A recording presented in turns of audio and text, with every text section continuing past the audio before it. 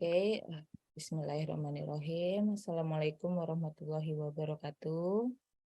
Waalaikumsalam. Warahmatullahi wabarakatuh.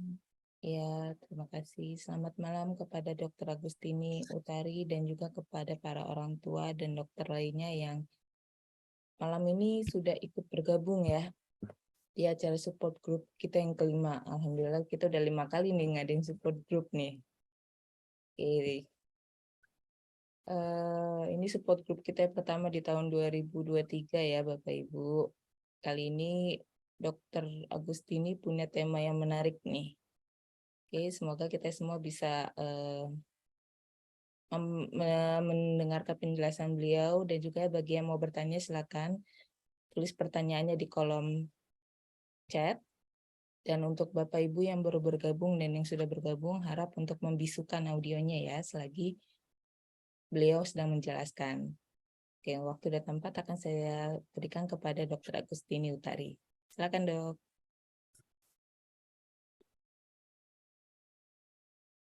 Selamat malam. Suaranya cukup jelas terdengar, Mbak Dania? Jelas banget, Dok. Oke. Selamat malam, keluarga besar komunitas keluarga Selamat hiperplastik malam, Dok. Congenital Indonesia. Assalamualaikum warahmatullahi wabarakatuh. Salam sejahtera untuk kita semua. Ya, hari ini kita bertemu lagi ya di tahun 2023. Mudah-mudahan di tahun-tahun ini kita bisa semakin saling mengenal ya di KHQ. Dan hari ini saya mendapat kesempatan untuk berbagi mengenali tanda pubertas dini pada hiperplasi adrenal kongenital. Jadi grup ini sebetulnya kita utamanya sebenarnya ingin berbagi untuk keluarga besar anak-anak dengan hiperplasi adrenal kongenital, tapi ini di sini juga ada teman-teman saya, mungkin teman-teman sejawat yang ikut bergabung, juga mahasiswa. Ini saya akan menjelaskan mungkin dengan sederhana ya, bagaimana pubertas itu terjadi dan mengapa kita harus waspadai pubertas dini pada hiperplasi adrenal kongenital.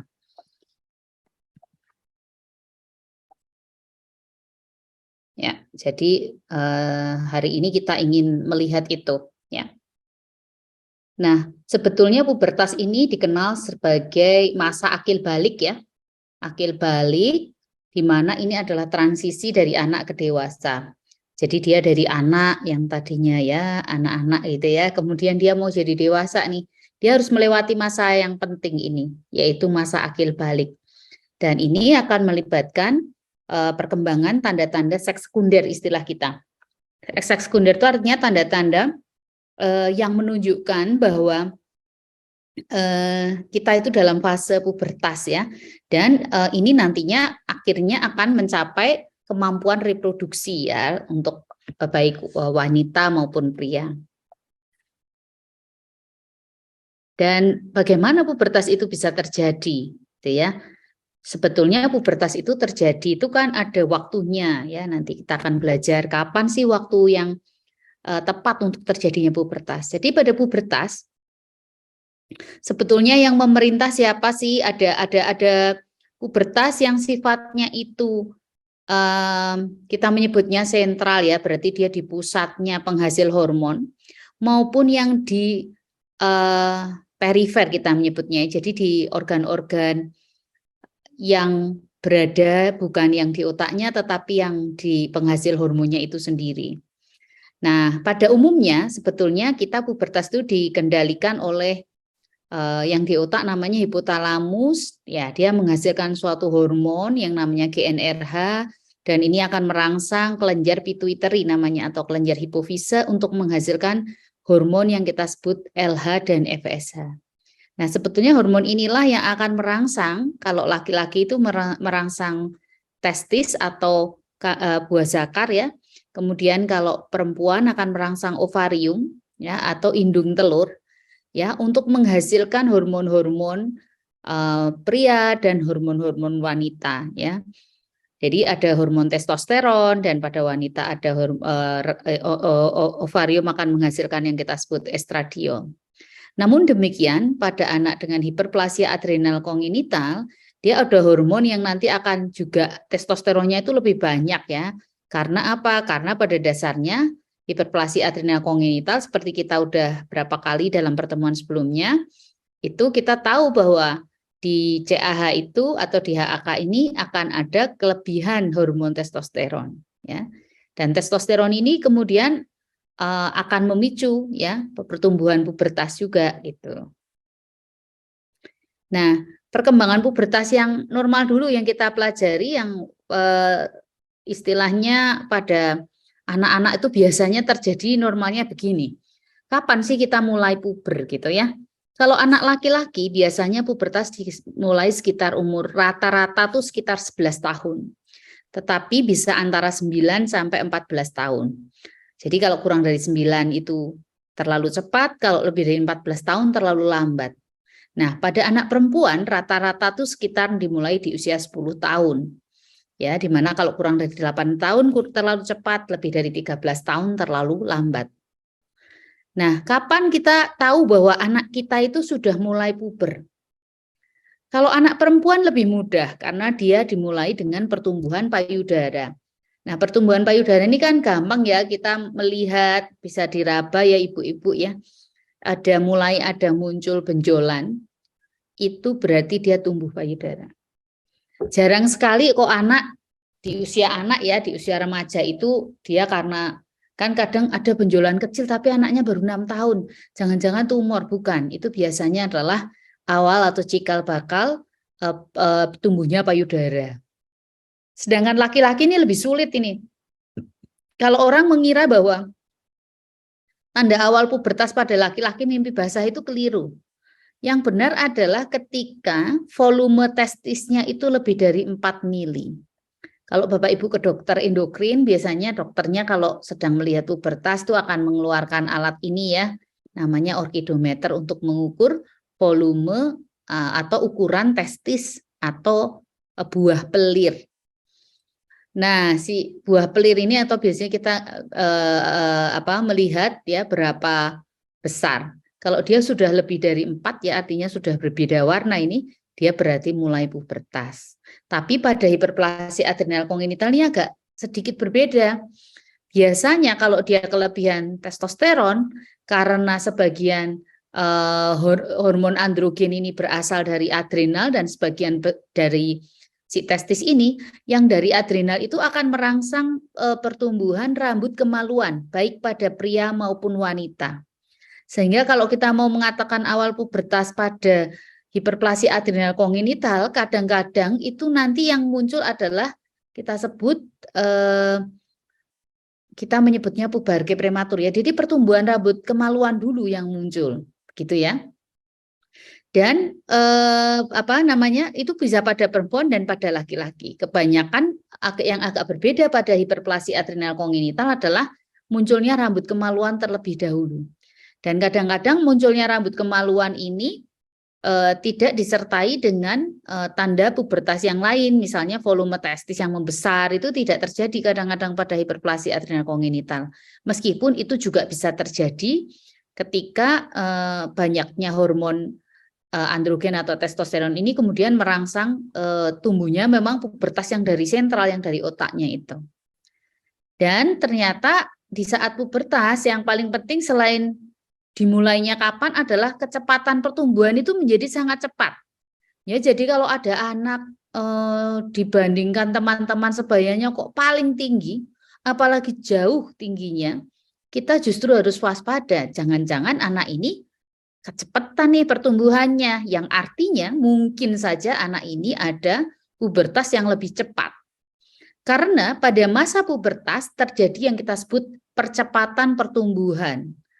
Dan pada anak perempuan biasanya percepatan pertumbuhan itu dimulai begitu dia muncul payudara nih, dia langsung percepatan pertumbuhan. Dan itu bisa sampai kecepatannya yang sebelumnya pertumbuhan hanya 5 sampai 7 cm per tahun tinggi badannya, ini menjadi bisa 9 cm per tahun. Sehingga dia kayak, oh mendadak anak saya kok kelihatan tinggi, begitu ya.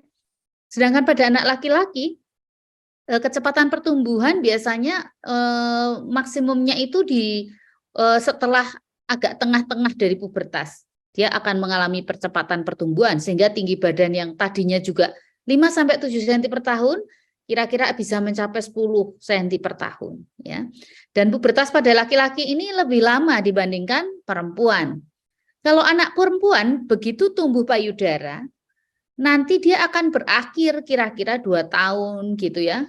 Itu sudah selesai pertumbuhan tinggi badannya.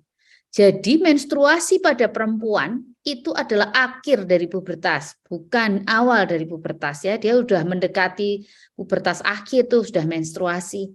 Sementara kalau laki-laki lamanya pubertas lebih lama dia, sekitar 3,2 plus minus 1,8 tahun. Jadi laki-laki itu bisa sampai 4 tahun pubertasnya. Sehingga kenapa di akhir laki-laki menjadi lebih tinggi ya dari perempuan, karena dia masa percepatan pertumbuhannya juga lebih lama. Nah, bagaimana kita tahu mengukur, menilai tanda pubertas? Kita punya yang namanya Tanner staging atau Tanner stage. Nah, ini dilihatnya dari mana? Pertama, kalau anak laki-laki dia dilihat dari ukuran ukuran rambut, ukuran apa? Si testis ini ya. Jadi ukuran buah pelirnya. Ya, sekaligus juga dilihat bagaimana rambut kemaluannya itu tumbuh dan penisnya juga ikut memanjang. Kalau perempuan dia dilihatnya terutama dari payudara dan rambut kemaluan. Nah, kemudian kita juga melihat biasanya nih kalau pergi ke dokter kan Bapak Ibu nih untuk teman-teman yang CAH biasanya akan dilakukan apa? Pengukuran umur tulang ya, disuruh periksa tuh telapak tangan kiri, dilakukan foto di radiologi ya. Nah, kenapa foto ini penting ya? Karena pada pubertas itu biasanya terjadi percepatan usia tulangnya. Jadi kita menyebutnya itu advanced bone age. Jadi bone age-nya tuh lebih maju begitu.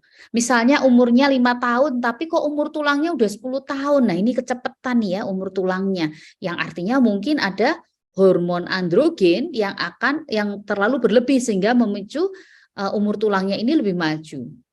Dan biasanya pada anak perempuan setelah menstruasi itu tinggal sekitar 2 tahun, habis itu tingginya sudah berhenti karena tulangnya juga sudah nutup ya. Dan dilihat dari mana? Dari umur tulang ini ya. Jadi ini sangat penting. Dan pemantauan pertumbuhan itu menjadi sangat penting ya.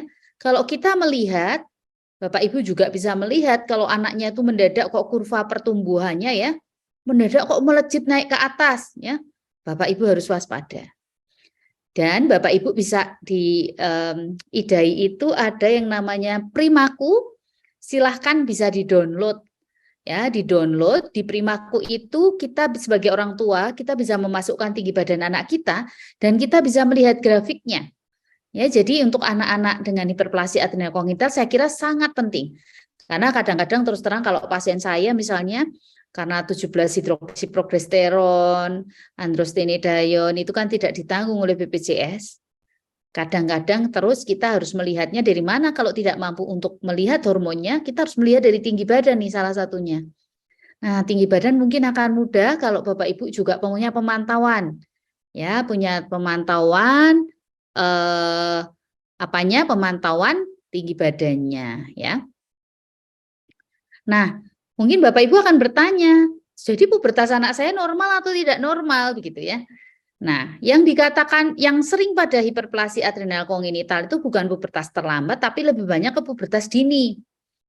Karena hormon androgen yang tidak terkontrol ya.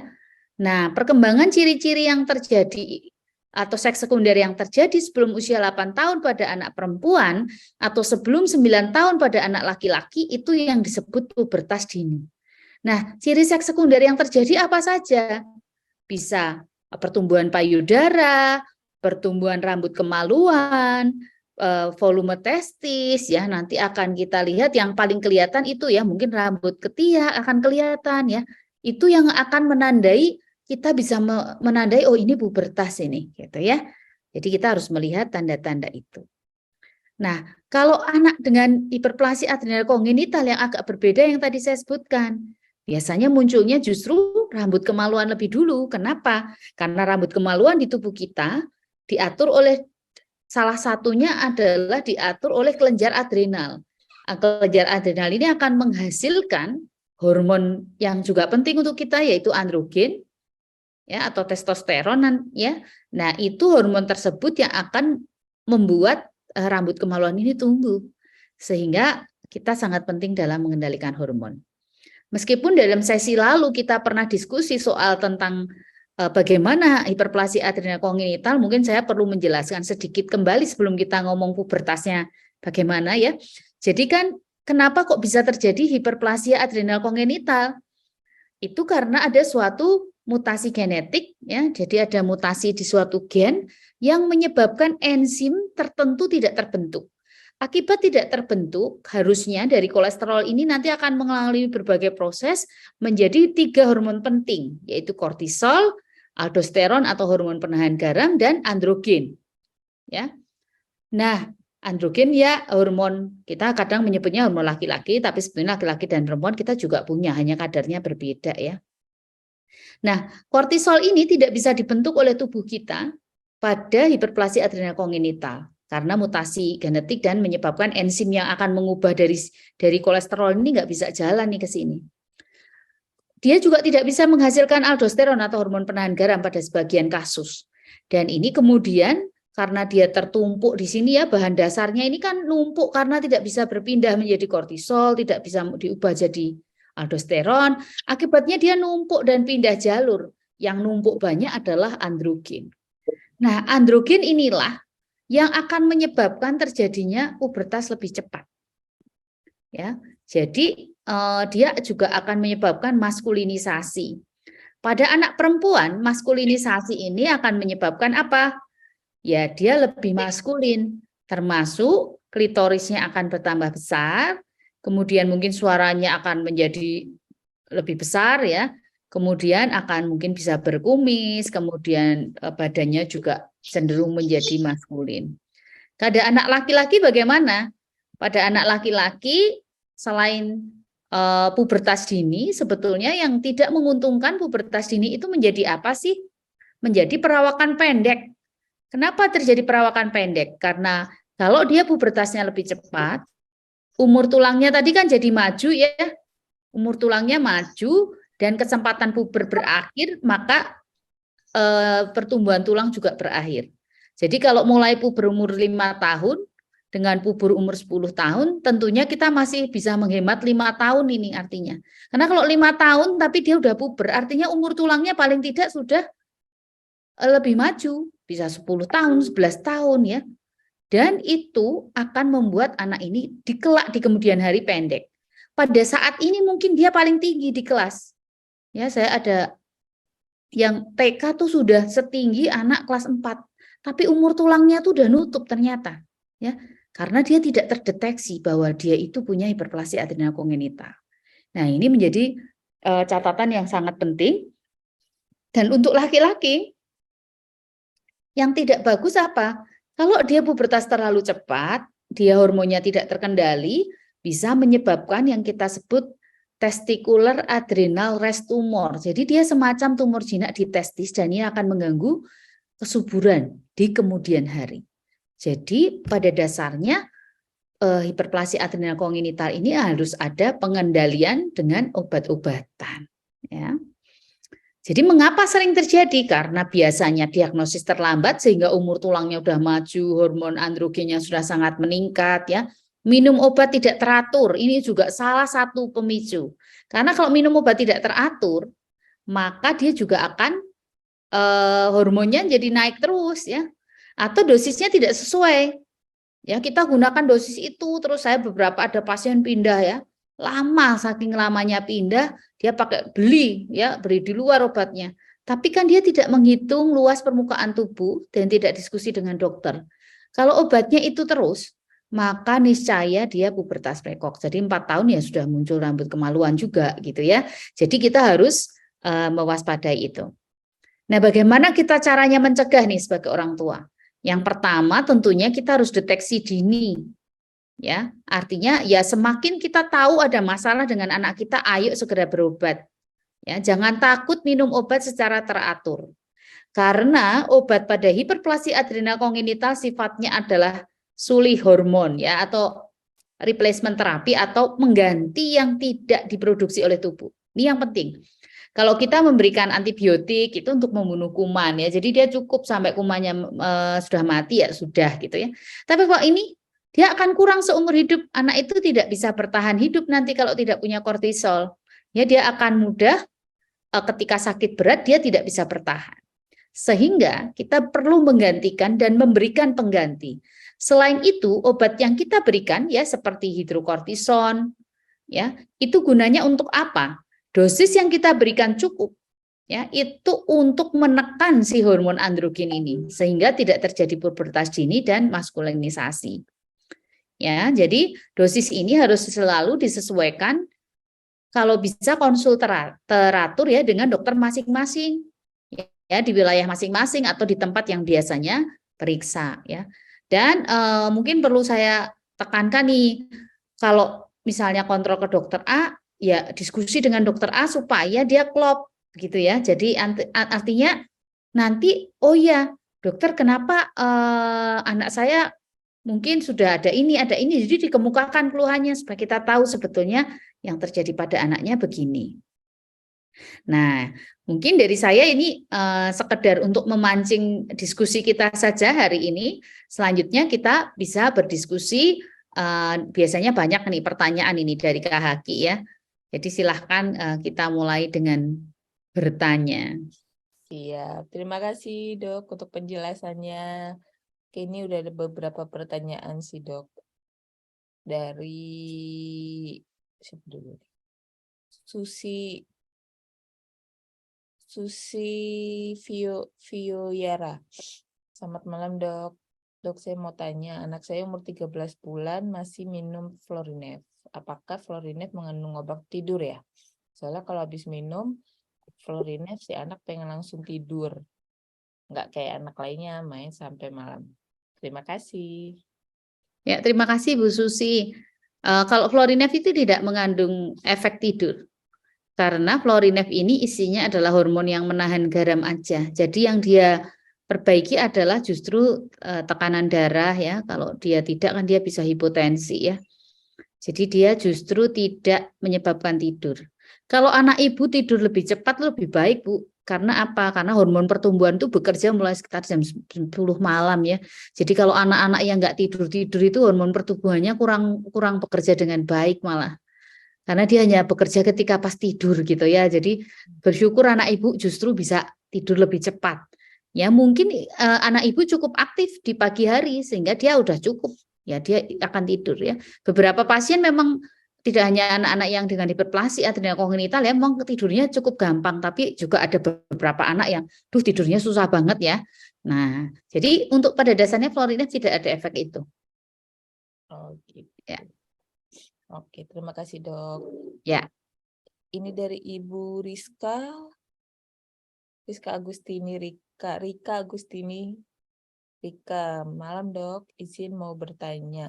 Anak saya umur 9 bulan, BB 8 kilo, tinggi badan 71 cm. Dok, wajar atau tidak Dok? Terima kasih. Terima kasih Bu Rika.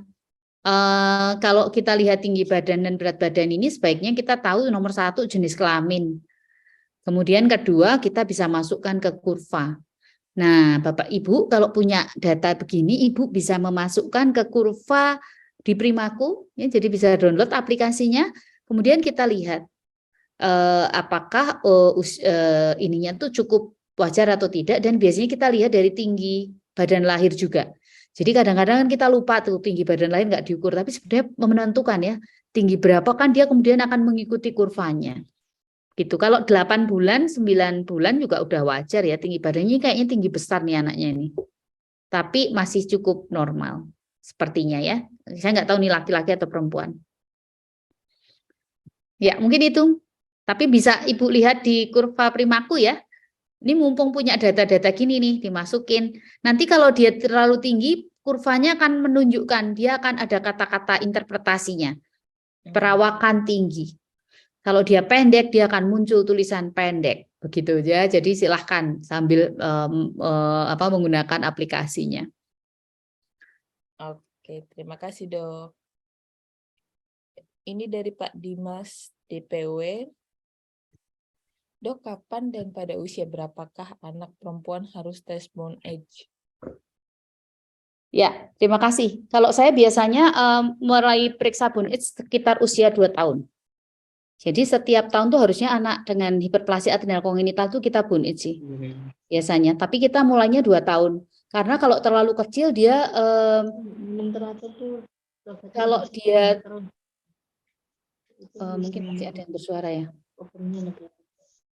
Jadi kalau kita lihat kalau bone age-nya terlalu muda akan sulit interpretasinya. Jadi saya biasanya mulai di usia 2 tahun.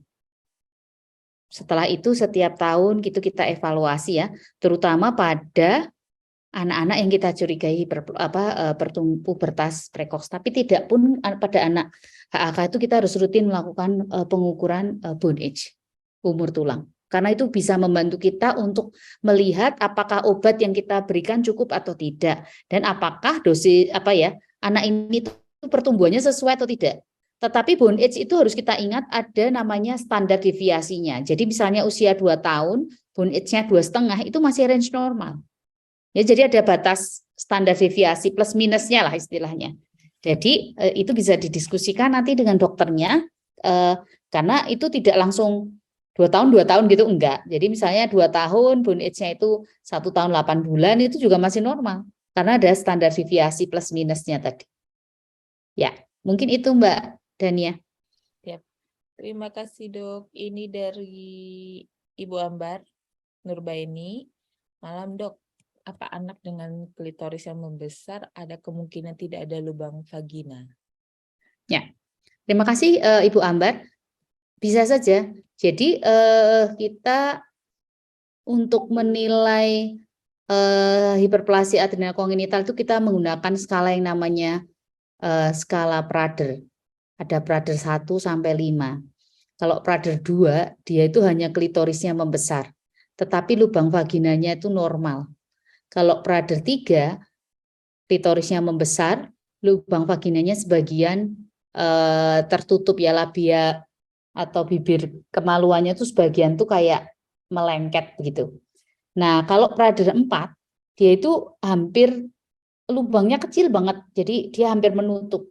Kalau Prader 5 itu dia bisa sampai ujung, jadi persis kayak penis.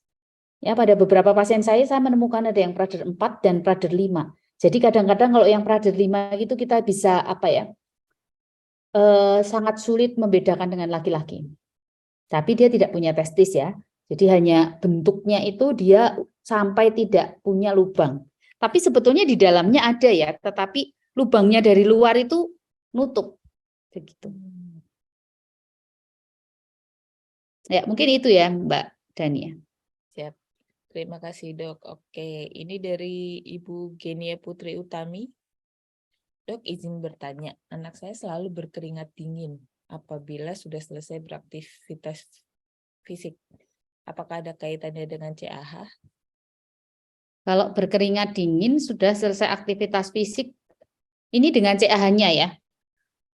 Saya kira kok tidak berkaitan langsung ya. Biasanya anak-anak dengan hiperplasia adrenal kongenital sih dia nggak ada masalah. Tetapi kalau berkeringat dinginnya ini mungkin dia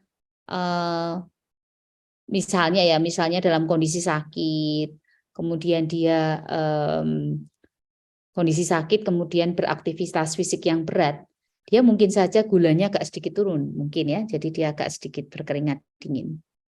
Tapi pada dasarnya kalau aktivitas biasanya nggak masalah. Mungkin itu Mbak Dania. Siap, terima kasih dok. Ini dari Ibu Ratu. Malam dok, adik saya umur 8 tahun ketiaknya sudah bau. Jika dibeli deodoran kids, apakah boleh? Oh, kalau itu nggak masalah sih saya kira. Tapi kalau dia sudah mulai 8 tahun kok sudah ketiaknya berbau, ini harus ditanya nih laki-laki atau perempuan ya. Kalau perempuan harus dilihat payudaranya. Kalau udah tumbuh ini sebenarnya agak kecepatan ya. Kalau 8 tahun kurang misalnya, tapi kalau 8 tahun lebih banyak ya nggak masalah. Oke, siap. Ya. Ini dari Ibu Uswatun. Selamat malam dok, izin bertanya. Jika anak sudah rutin minum obat sesuai anjuran tapi kulit masih tergolong agak hitam, apakah itu normal? Terima kasih. Ya, kalau kulit hitam itu pada CAH itu sebetulnya memang ada mekanisme yang terkait dengan hormon lain, ya. Hormonnya tuh hormon yang mengatur pigmen pada tubuh kita. Jadi ada mekanisme yang menjadi keterkaitan karena lokasinya. Nah, ini akan menyebabkan hiperpigmentasi. Tapi biasanya memang kalau yang berobatnya baik, teratur, itu dia harusnya tidak terlalu hitam. Ya, jadi biasanya kalau cukup itu tidak hitam. Tapi saya memang melihat beberapa pasien itu dia tetap akan ada hiperpigmentasi. Meskipun ketika kita cek hormonnya tuh juga baik, terkendali ya. Nah, ini mungkin karena mutasi genetiknya itu ya. Mutasi genetik ini juga lain-lain. Mungkin yang menyebabkan terjadinya perbedaan di dalam gambaran fisiknya ya. Cuma memang harusnya kalau dengan pengobatan yang baik, dosisnya cukup, harusnya hiperpigmentasinya akan berkurang. Demikian. Kalau enggak ya berarti kita harus ngecek hormonnya. Apakah hormonnya itu benar-benar cukup atau tidak. Benar-benar sudah sesuai yang dengan kita harapkan, artinya hormon androgennya tidak terlalu tinggi, 17 hidroksiprogesteronnya naik tapi sedikit, itu berarti kemungkinan baik ya, pengobatannya sudah cukup baik, tapi mungkin ada faktor lain yang menyebabkan dia mengalami hiperpigmentasi, seperti misalnya ternyata ada mutasi genetik tertentu ya yang membuat dia gambaran penampakan fisiknya itu berbeda. Maksudnya ada hiperpigmentasinya gitu. Ya. Oke, ini dari Pak Dimas lagi nih dok. Dia mau curhat sedikit. Anak saya usia 1,5 tahun, perempuan. Bulan kemarin opname karena tidak minum obat Florinef dikarenakan langka. Padahal garam sudah saya beri dosis banyak atau tinggi. Setelah dicek darah, kaliumnya tinggi. Solusinya gimana ya dok? Jika Florinef langka, apakah ada hubungannya kalium dengan Florinef? Terus ada tambahan lagi, anak saya muntah-muntah karena tidak minum Florinef dan akhirnya masuk IGD dan opname.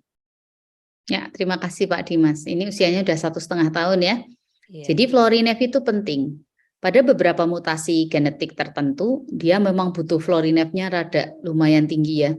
Saya mengamati itu beberapa pasien itu dia hanya butuh mungkin tidak banyak, tapi ada beberapa yang kalau kita kurangi dia langsung muntah-muntah. Jadi ternyata memang mutasi genetik itu ada yang diduga istilahnya grup yang lebih berat gitu ya, ada grup yang tidak terlalu berat gitu ya.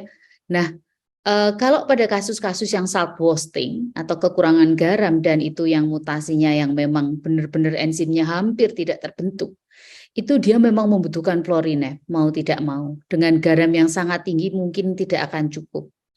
Sehingga kita harus, pertama Florinefnya harus cukup, kedua hidrokortisonnya harus cukup. Karena hidrokortison yang cukup tinggi itu dia mempunyai sedikit kandungan Florinef. Ya, jadi dia harus ketika dia muntah-muntah, ingat nomor 1 naikkan hidrokortison dulu, ya kan?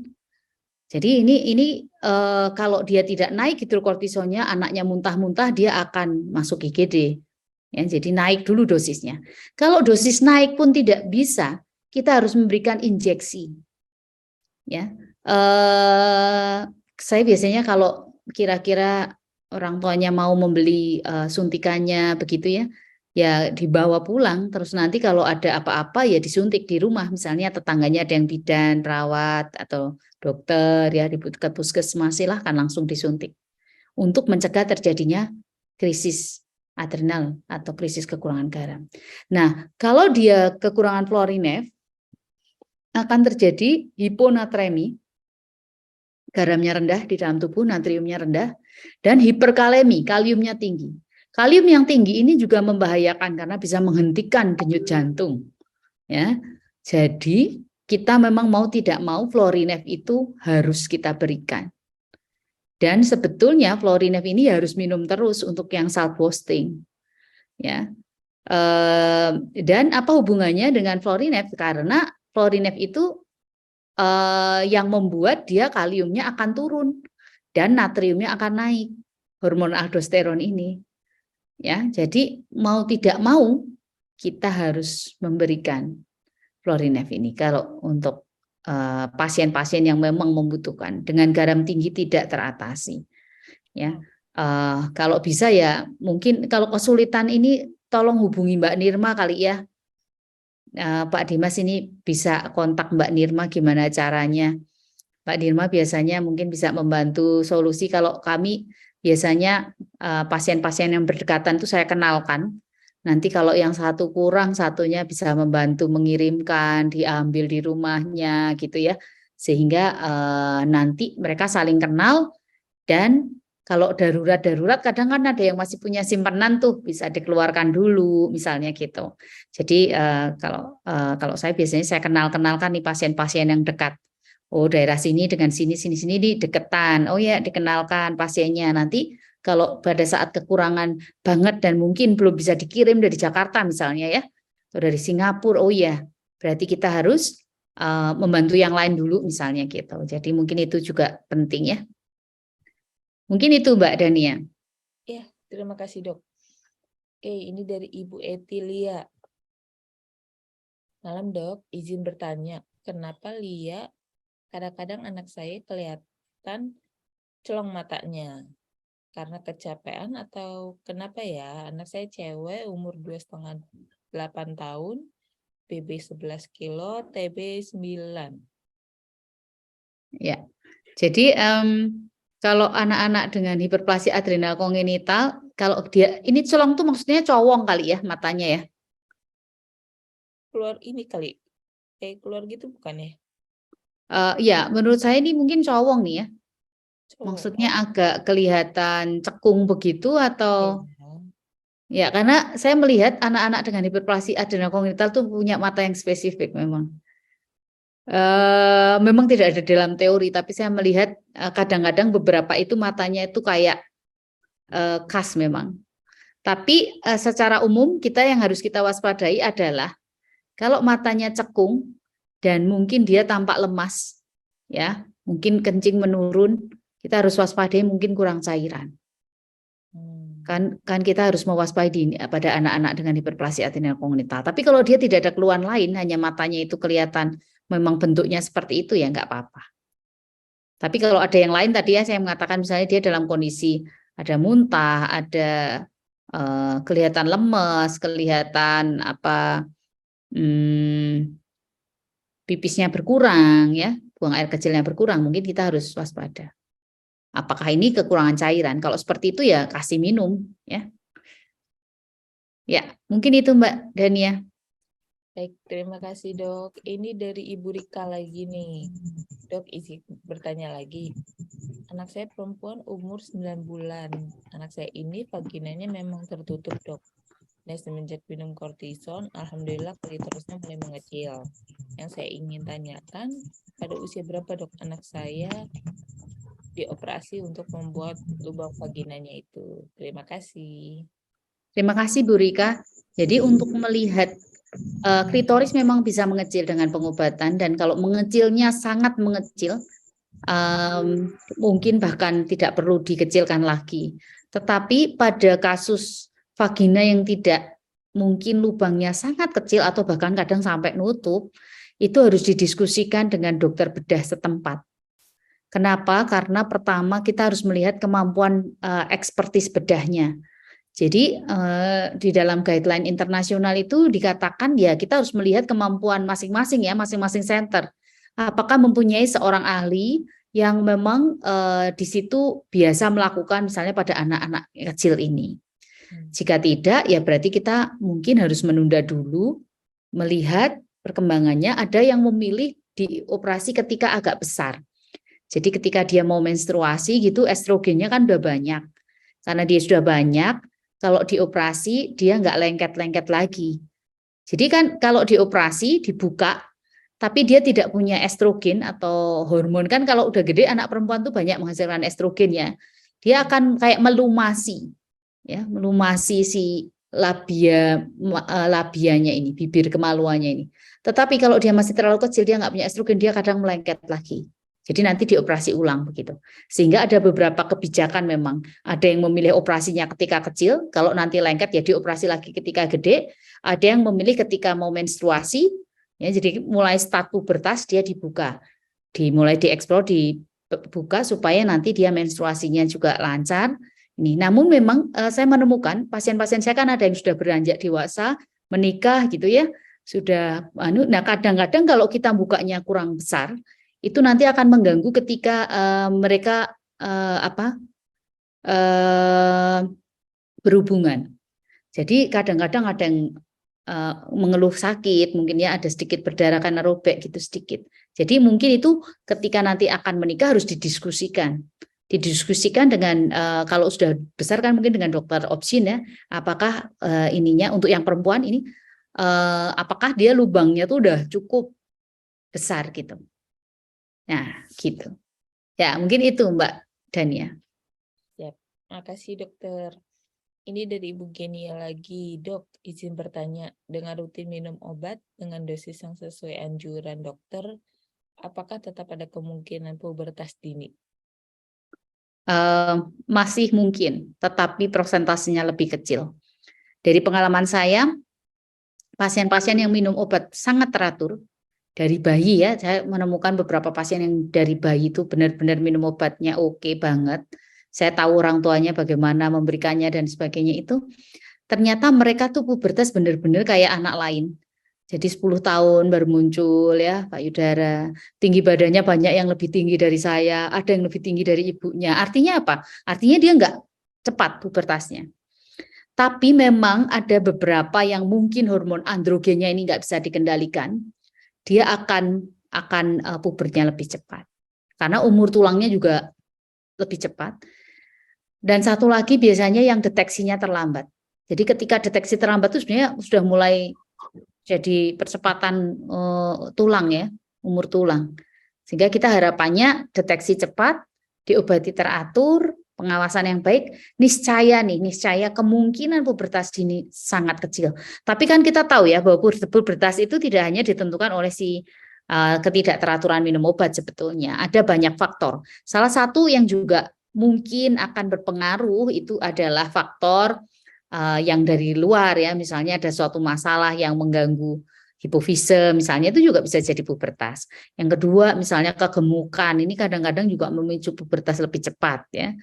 Jadi kita harus melihat itu. Ya, mungkin itu Mbak Dania. Baik, terima kasih dokter. Ini dari, saya nggak tahu Bapak atau Ibu, Vivo 1915. Malam dokter, izin bertanya. Anak saya perempuan, umur 4 tahun, 3 bulan, tetapi bone age-nya 7 tahun 9 bulan. Apakah ada solusinya dok, agar anak saya tinggi badannya bisa sama dengan seumurannya? Misalnya dengan minum susu penambah tinggi badan, atau bagaimana? Karena tingginya 112 cm lebih tinggi dengan anak seumurannya kira-kira 20 cm. Terima kasih dok. Ya, jadi perempuan baru 4 tahun 3 bulan ya, bone age-nya sudah 7 tahun. Berarti dia sudah lebih jauh ya, ini jauhnya agak lumayan nih, sekitar 3 tahun lebih. Kalau 3 tahun lebih kita boleh mengatakan bahwa ini suatu yang advance bone age atau bone age yang terlalu maju. Nah, bagaimana solusinya agar bisa tingginya sama, itu kita nggak bisa tuh pakai minum susu, pakai makan tuh nggak bisa. Ini kita harus mengendalikan hormonnya ini dalam kondisi ini. Maka yang paling penting itu adalah ini harus dikendalikan, jadi kontrol ke dokter. Kalau hormon pubertasnya ini ternyata memicu pubertas, tidak hanya pubertas yang karena androgen yang meningkatnya, harus dikendalikannya dengan obatnya mungkin dosisnya kurang atau keteraturan minum obatnya yang belum pas. Tetapi kalau dia ternyata jadi pubertas precox yang disebabkan oleh androgen yang meningkat karena adrenalnya, itu nanti dia bisa memicu terjadinya pubertas yang sentral, yang di otak itu juga ikut terpicu. Akhirnya dia jadi pubertas yang sentral juga, yang hormon-hormon di otaknya itu udah meningkat semua. Kalau seperti ini dia harus diobati. Dan itu harus konsul ke dokter endokrin anak masing-masing. Nanti dia akan diberikan obat untuk obat suntikan begitu untuk membuat pubertasnya tidak bertambah cepat. Jadi ini harus dipastikan dulu apakah ini sudah masuk fase pubertas atau belum. Dan ini harus bisa dicek kita harus ngecek hormon-hormon pubertas juga. Ya, jadi ini mungkin bisa segera konsultasi nih dengan dokter yang merawat supaya kita bisa didiskusikan apakah anak saya itu udah puber lebih cepat ataukah sebetulnya anak saya belum puber lebih cepat tapi ya memang sudah terlanjur mungkin terlambat dalam diagnosis atau obatnya mungkin enggak. Ini segera obatnya diperbaiki untuk membuat pubernya ini tidak bertambah cepat. Tapi kalau minum vitamin, minum kalsium, minum yang lain tidak akan memperbaiki ini dalam kasus ini. Karena dia justru hormonnya tuh udah lebih jauh gitu. Jadi yang dikendalikan hormonnya supaya dia tidak terlalu cepat androgennya. Jadi androgen itu kalau di tubuh kita kalau makin cepat ya tulangnya akan makin cepat jalan gitu ya. Istilahnya cepat matang gitu ya. Demikian Mbak Dania. Baik, terima kasih dokter. Ini dari Ibu Nisa. Izin bertanya dok, anak saya sebelum diketahui CAH umur 3 minggu, tumbuh benjolan di payudaranya. Padahal laki-laki, tapi lama-lama hilang di kompres. Itu ada hubungannya dengan CAH atau bagaimana dok? Sekarang sudah 3 bulan. Oh ini anak baru kecil ya, masih Iya. 3 minggu, sekarang baru 3 bulan. Jadi pada anak 0 sampai 4 bulan itu sebetulnya ada yang kita sebut mini puberty atau pubertas mini begitu ya, di mana hormon-hormon itu memang aktif di situ. Maka pada usia 0 sampai 4 bulan kadang-kadang anak perempuan atau anak laki-laki itu tumbuh payudara. Ya, kadang-kadang kalau perempuan itu bisa kayak muncul mens gitu. Itu masih ada pengaruh dari mini puberty namanya. Jadi nggak apa-apa. Jadi tidak berhubungan dengan CAH-nya, tapi berhubungan dengan memang kondisi variasi normal ya di dalam tubuh ketika hormon-hormon 0 sampai 4 bulan itu hormon pubertas itu cukup tinggi. Demikian Mbak Dania. Ya, terima kasih dokter. Ini dari Bapak atau Ibu Isdiana. Selamat malam dok, izin bertanya. Anak saya usia 12 tahun dengan berat badan 43,7 kilo, tinggi 154 cm. Laki-laki, sudah tumbuh rambut kemaluan sejak usia 10. Apakah itu sesuai masa tumbuh kembang pada usianya dok? Terus sejak disunat pada usia 10 sampai sekarang timbul jerawat walaupun sudah diobati ke dokter spesialis kulit. Apakah ada hubungannya dengan peningkatan kadar hormon? Dan apakah anak saya masih bisa bertumbuh tinggi badannya dok? Terima kasih. Ya, terima kasih Ibu. Ibu atau Bapak? Sebentar. Ibu ya, Bu Isdiana ya. Terima kasih. Ini berarti anak laki-laki ya. Nah, ini untuk anak laki-laki ini ada satu hal yang penting nih. Jadi pada anak laki-laki memang kita harus mengendalikan hormonnya juga, meskipun dia tidak ada misalnya masalah dengan genitalia. Tapi kita harus betul-betul mengatur hormonnya karena itu tadi yang saya sempat sebutkan di depan, risiko untuk munculnya testicular adrenal rest tumor atau tumor karena di testis gitu ya. Nah, anak ini usia 12 tahun dengan berat 43, tingginya 154 ya. Tapi rambut kemaluan 10 tahun dan sekarang udah timbul jerawat.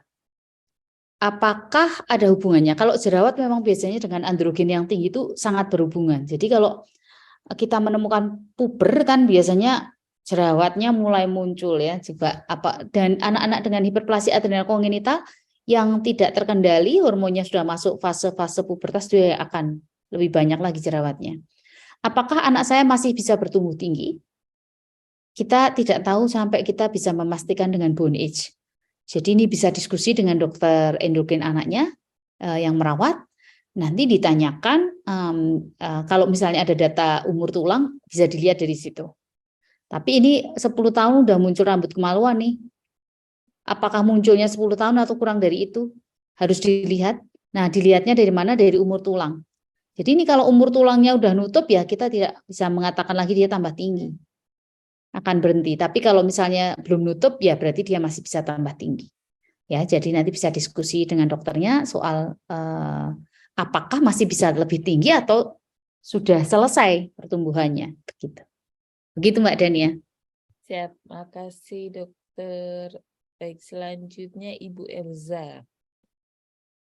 Alam dok, mau bertanya, anak saya umur 16 bulan, dia bayi dia dari bayi kalau pipis itu banyak, tapi imbang dengan minumnya juga. Kondisi anak saya rasa dia masih aktif seperti anak seumurnya, malah kalau menurut saya lebih aktif.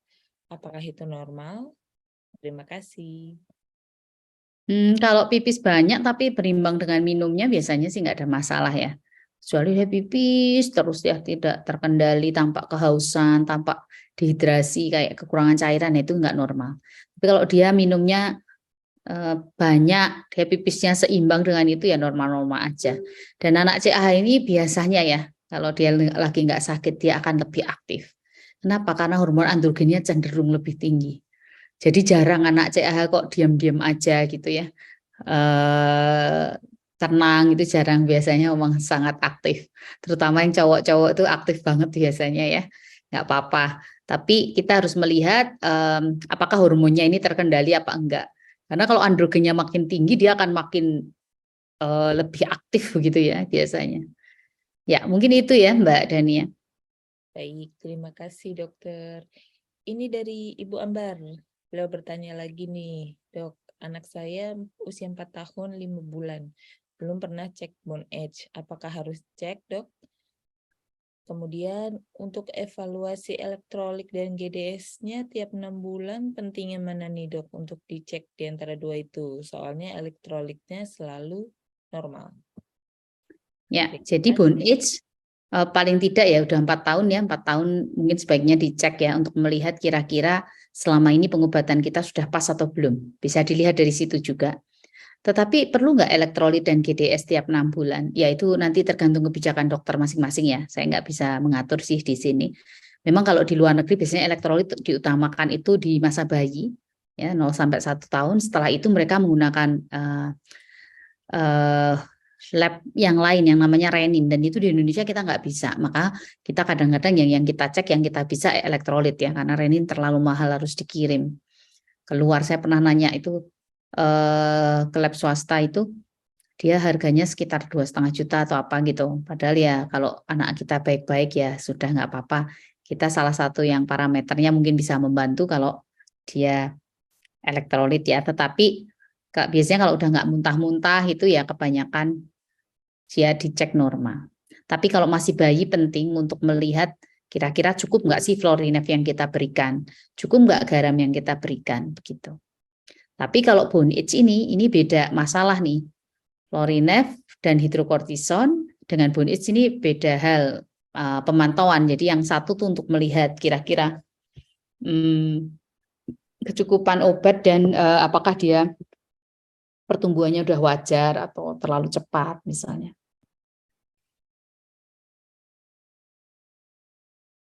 Ya, mungkin itu ya. Nanti bisa diskusi sama dokternya kira-kira anak saya boleh nggak di bone age atau perlu nggak gitu ya. Nanti bisa diskusi. Demikian Mbak Dania. Ya, terima kasih dokter. Oke, mungkin nih dok, bisa ada tambahan lagi nggak nih dok? Ini belum ada pertanyaan lagi. Mungkin ada tambahan untuk para orang tua nih dok. Gimana persiapan mereka untuk menghadapi kalau anak-anaknya mengalami pubertas dini nih dok, baik yang anak perempuan dan anak laki-laki nih.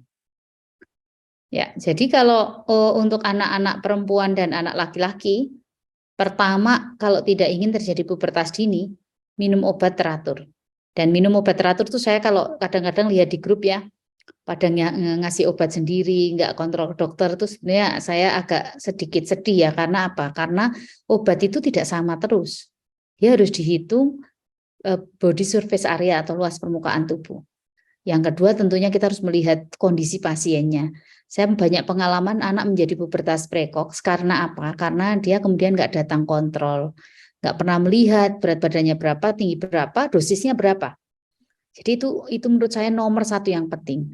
Dan kebetulan salah satu penelitian kami itu tentang ketaatan minum obat ya. Jadi ternyata ketaatan minum obat ini ya akan sangat berpengaruh tuh terhadap tinggi badan, akhir ya, karena kemudian pubertasnya terkendali atau tidak begitu.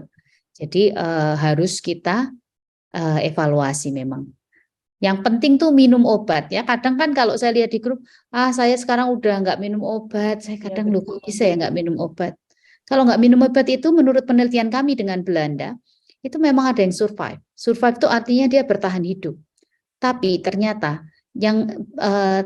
maskulinisasinya juga berat. Jadi terjadi banyak perubahan gender. Ya, perubahan gender itu artinya akhirnya dia merasa kalau yang perempuan dia hormon testosteronnya terlalu tinggi dan dia udah nggak mau lagi jadi perempuan. Nah, ini yang mungkin Bapak Ibu sudah memahami dari awal sehingga kita akan taat memberikan pengobatan dan mengatur dosis. Demikian Mbak Dania. Ya, baik, Dok. Terima kasih. Ini sudah ada pertanyaan lagi nih, Dok. Dari Pak Ivan, malam Dok, untuk anak CAH sebaiknya seberapa sering untuk cek darah untuk mengontrol obat Florinef dan kortison? Dan tanya lagi, apakah ada cara lain selain cek darah untuk mengetahui nilai CAH dalam range normal? Terima kasih Pak Ivan. Terima kasih Pak Ivan. Jadi idealnya, kalau saya membahas ideal sesuai dengan guideline internasional, kita ngecek tiap 3 bulan. Tiap 3 bulan itu yang dicek kalau menurut guideline adalah 17 hidroksiprogesteron dengan androstenedione. Di Indonesia kita agak sulit nih, androstenedione sangat mahal karena harus dikirim, jadi biasanya kita ngecek paling tidak testosteron. Harapan kita testosteron atau androstenedione itu dalam range normal, dan 17 hidroksiprogesteron itu bukan range normal yang diharapkan, tetapi sedikit meningkat. Jadi kalau dia terlalu normal 17 OHP-nya malah berarti kita over treatment istilahnya. Obatnya mungkin agak sedikit berlebih. Nah, idealnya 3 bulan di 1 tahun pertama kehidupan. Setelah itu bisa 4-6 bulan sekali. Kalau sudah lebih besar.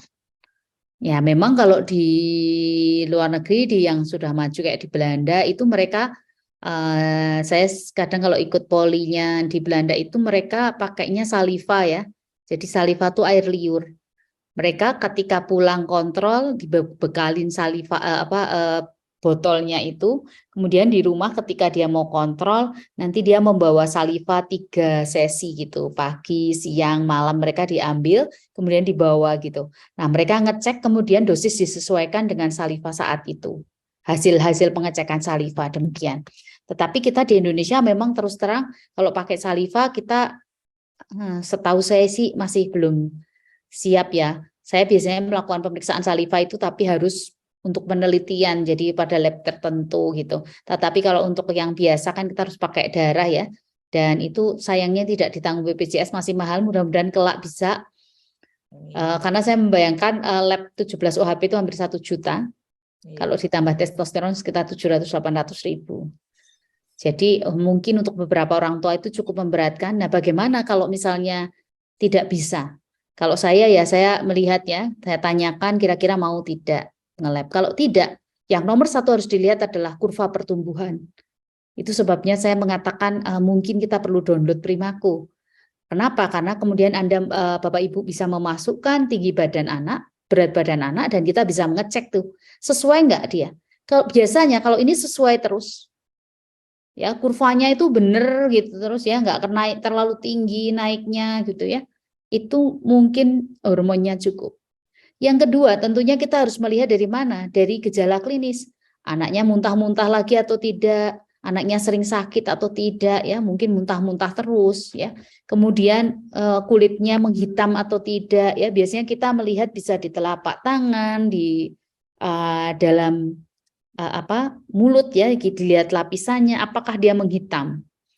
Itu yang harus kita pantau secara gambaran fisiknya kalau kita tidak mampu untuk memeriksa laboratorium, karena terus terang tidak semua kan bisa memeriksa ya. Saya paham bahwa kita itu masih terlalu mahal hormon itu, sehingga ya nomor 1 biasanya kalau saya di rumah sakit bantuan yang diberikan untuk diagnosis, tapi untuk pemantauan ini rumah sakit mungkin tidak akan memberikan bantuan ya. Kalau memberikan bantuan kan dia berarti yang nanggung rumah sakit. Jadi biasanya ya kalau orang tuanya mampu silahkan dicek. Tapi jika tidak, nomor 1 yang dilihat adalah gejala klinis dan pertumbuhan. Itu yang penting, termasuk gambaran pubertas nih. Kalau pubertasnya kecepatan mungkin kita nggak istilahnya tidak sesuai. Tapi kalau hormonnya terlalu tinggi, itu gambaran klinisnya juga kelihatan ya. Jadi kalau kita memberikan hormon terlalu tinggi, maka akan menekan umur tulang, tulangnya mungkin akan tertekan. Dan kedua, yang terlalu tinggi mungkin akan menimbulkan gambaran misalnya wajahnya jadi kayak terlalu cabi gitu ya. Kayak kita istilahnya moon face gitu, jadi gede gitu. Terus mungkin ada kayak kulitnya itu kayak muncul, kalau ibu hamil itu kan kayak ada strie namanya. Jadi kayak gambaran kulitnya yang agak kayak kalau kita habis dari gemuk, dari kurus menjadi gemuk itu loh. Jadi kayak ada, nah itu strienya itu berarti mungkin dia terlalu banyak obatnya. Yaitu secara umum kita bisa melihat dari situ kalau kita tidak mampu untuk melakukan pengecekan laboratorium. Ya, mungkin itu ya, Mbak Dania. Iya, terima kasih dok. Oke, selanjutnya ini Ibu Leli. Dokter, maaf bertanya, anak saya 8,5 tahun, tubuh kemaluan sejak umur 7, dan sudah bawa badan, tapi sebelah saja ketiaknya dok. Dan memang telah terdiagnosanya. Anaknya perempuan dan sekarang tinggi badannya sudah mencapai tinggi badan saya, ibunya. Dia mulai terapi hormon sejak umur 7,5 tahun. Bagaimana dok? Sudah pubertas prekok ya? Terima kasih Bu Laili. Ini sudah pubertas prekok, benar. Pertama, dia sudah muncul tanda seks sekunder sejak umur 7 tahun. Dan kalau kita lihat yang juga mendukung pubertas prekok adalah tinggi badan. Anak ini bahkan sudah mencapai tinggi badan dewasa ya, ibunya sudah sama dengan anaknya. Jadi anak ini memang betul dengan pubertas prekok ini tampaknya. Ya, dan mungkin ini biasanya disebabkan karena apa? Karena keterlambatan diagnosis ya. Ada beberapa hiperplasia adrenal kongenital ini yang tipe simple virilizing atau tidak kehilangan garam. Nah, kalau yang seperti ini seringkali terlambat memang. Mungkin tidak ada muntah-muntah yang harus membawa segera ke dokter begitu ya, sehingga terlambat, dan ini sudah terlanjur hormonnya tinggi, umur tulangnya juga udah melaju ya, sehingga ini adalah gambaran pubertas prekok. Dan tadi ada pertanyaan di atasnya, ada maksimal usia untuk pemeriksaan BONIS atau tidak? Sebenarnya tidak ada. Kalau maksimal biasanya ya kalau kita perkirakan sudah nutup kita sudah selesai. Tergantung kondisi anak. Kalau begitu dia sudah pernah nutup, misalnya 14 tahun dilihat sudah nutup, ya kita nggak perlu periksa umur tulang lagi karena sudah berhenti. Tapi kalau yang terlambat, pubertas terlambat, umur tulangnya mungkin dicek umur 17 tahun, dia mungkin masih 10 tahun juga bisa gitu ya, sehingga nanti kita harus melihat klinisnya seperti apa. Ya, mungkin itu Mbak Dania. Baik, terima kasih dokter. Ya, semoga menjawab juga ya Ibu Fitri. Mohon maaf terlewatkan. Oke, ini dari Cameron. Izin bertanya dok, pada pasien dalam kondisi diare muntah yang cepat memburuk, disertai gagal ginjal dan tidak ada pemeriksaan hormon di rumah sakit, apakah perlu diberikan steroid? Mengingat pasien tersebut memiliki saudara kandung dengan CAH. Terima kasih dok. Ya, terima kasih Mbak Dania. Terima kasih yang telah menanyakan ini ya. Saya kebetulan tuh punya pasien yang jadi pasien itu terdiagnosis CAH memang sudah cukup besar, tetapi dia punya kakak yang katanya kondisinya juga sama, karena kebetulan perempuan ya. Kalau perempuan kan kelihatan ya dari genitalia ambigunya. Jadi dengan klitoromegali begitu, klitorisnya besar, dan ternyata kakaknya katanya meninggal karena gagal ginjal dan muntah-muntah yang hebat. Bisa saja gagal ginjal kalau dia akut ya baru terjadi, sebelumnya tidak ada, itu bisa saja karena krisis adrenal yang dehidrasinya tidak teratasi dengan baik. Jadi sebelum kita memberikan steroid, sebaiknya selain kita melihat bahwa saudaranya juga dengan hiperplasia adrenal kongenital, kita bisa melihat gejala klinis lain yang mendukung. Kalau dia anak perempuan, kita harus melihat genitalianya. Kalau dia tidak ada klitoromegali, kemungkinan besar dia bukan CAH, ya mungkin gagal ginjalnya nggak perlu steroid, dia harus diatasi dengan yang lain begitu ya. Tapi kalau kita lihat saat itu dia muntah dengan diare dan muntah yang hebat, tetapi kita lihat wah kulitnya menghitam, ya. Kemudian kita lihat dia riwayatnya ternyata udah sering banget muntah-muntah, mungkin udah sering masuk ICU, Dengan riwayat keluarga yang demikian, mungkin saja ini suatu hiperplasi adrenal kongenital. Mungkin nggak salah kalau kita kasih steroid ya. Kemudian kita juga harus melihat kalau bisa kita cek lab. Karena kalau kita lihat natrium yang rendah dengan kalium yang tinggi, kita harus curiga ini insufisiensi adrenal, entah itu penyebabnya apapun. Ya, bisa saja hiperplasi adrenal kongenital, bisa karena sakit yang berat ya, mungkin mengganggu adrenalnya, itu juga bisa terjadi, tapi kita berarti punya indikasi untuk memberikan steroid.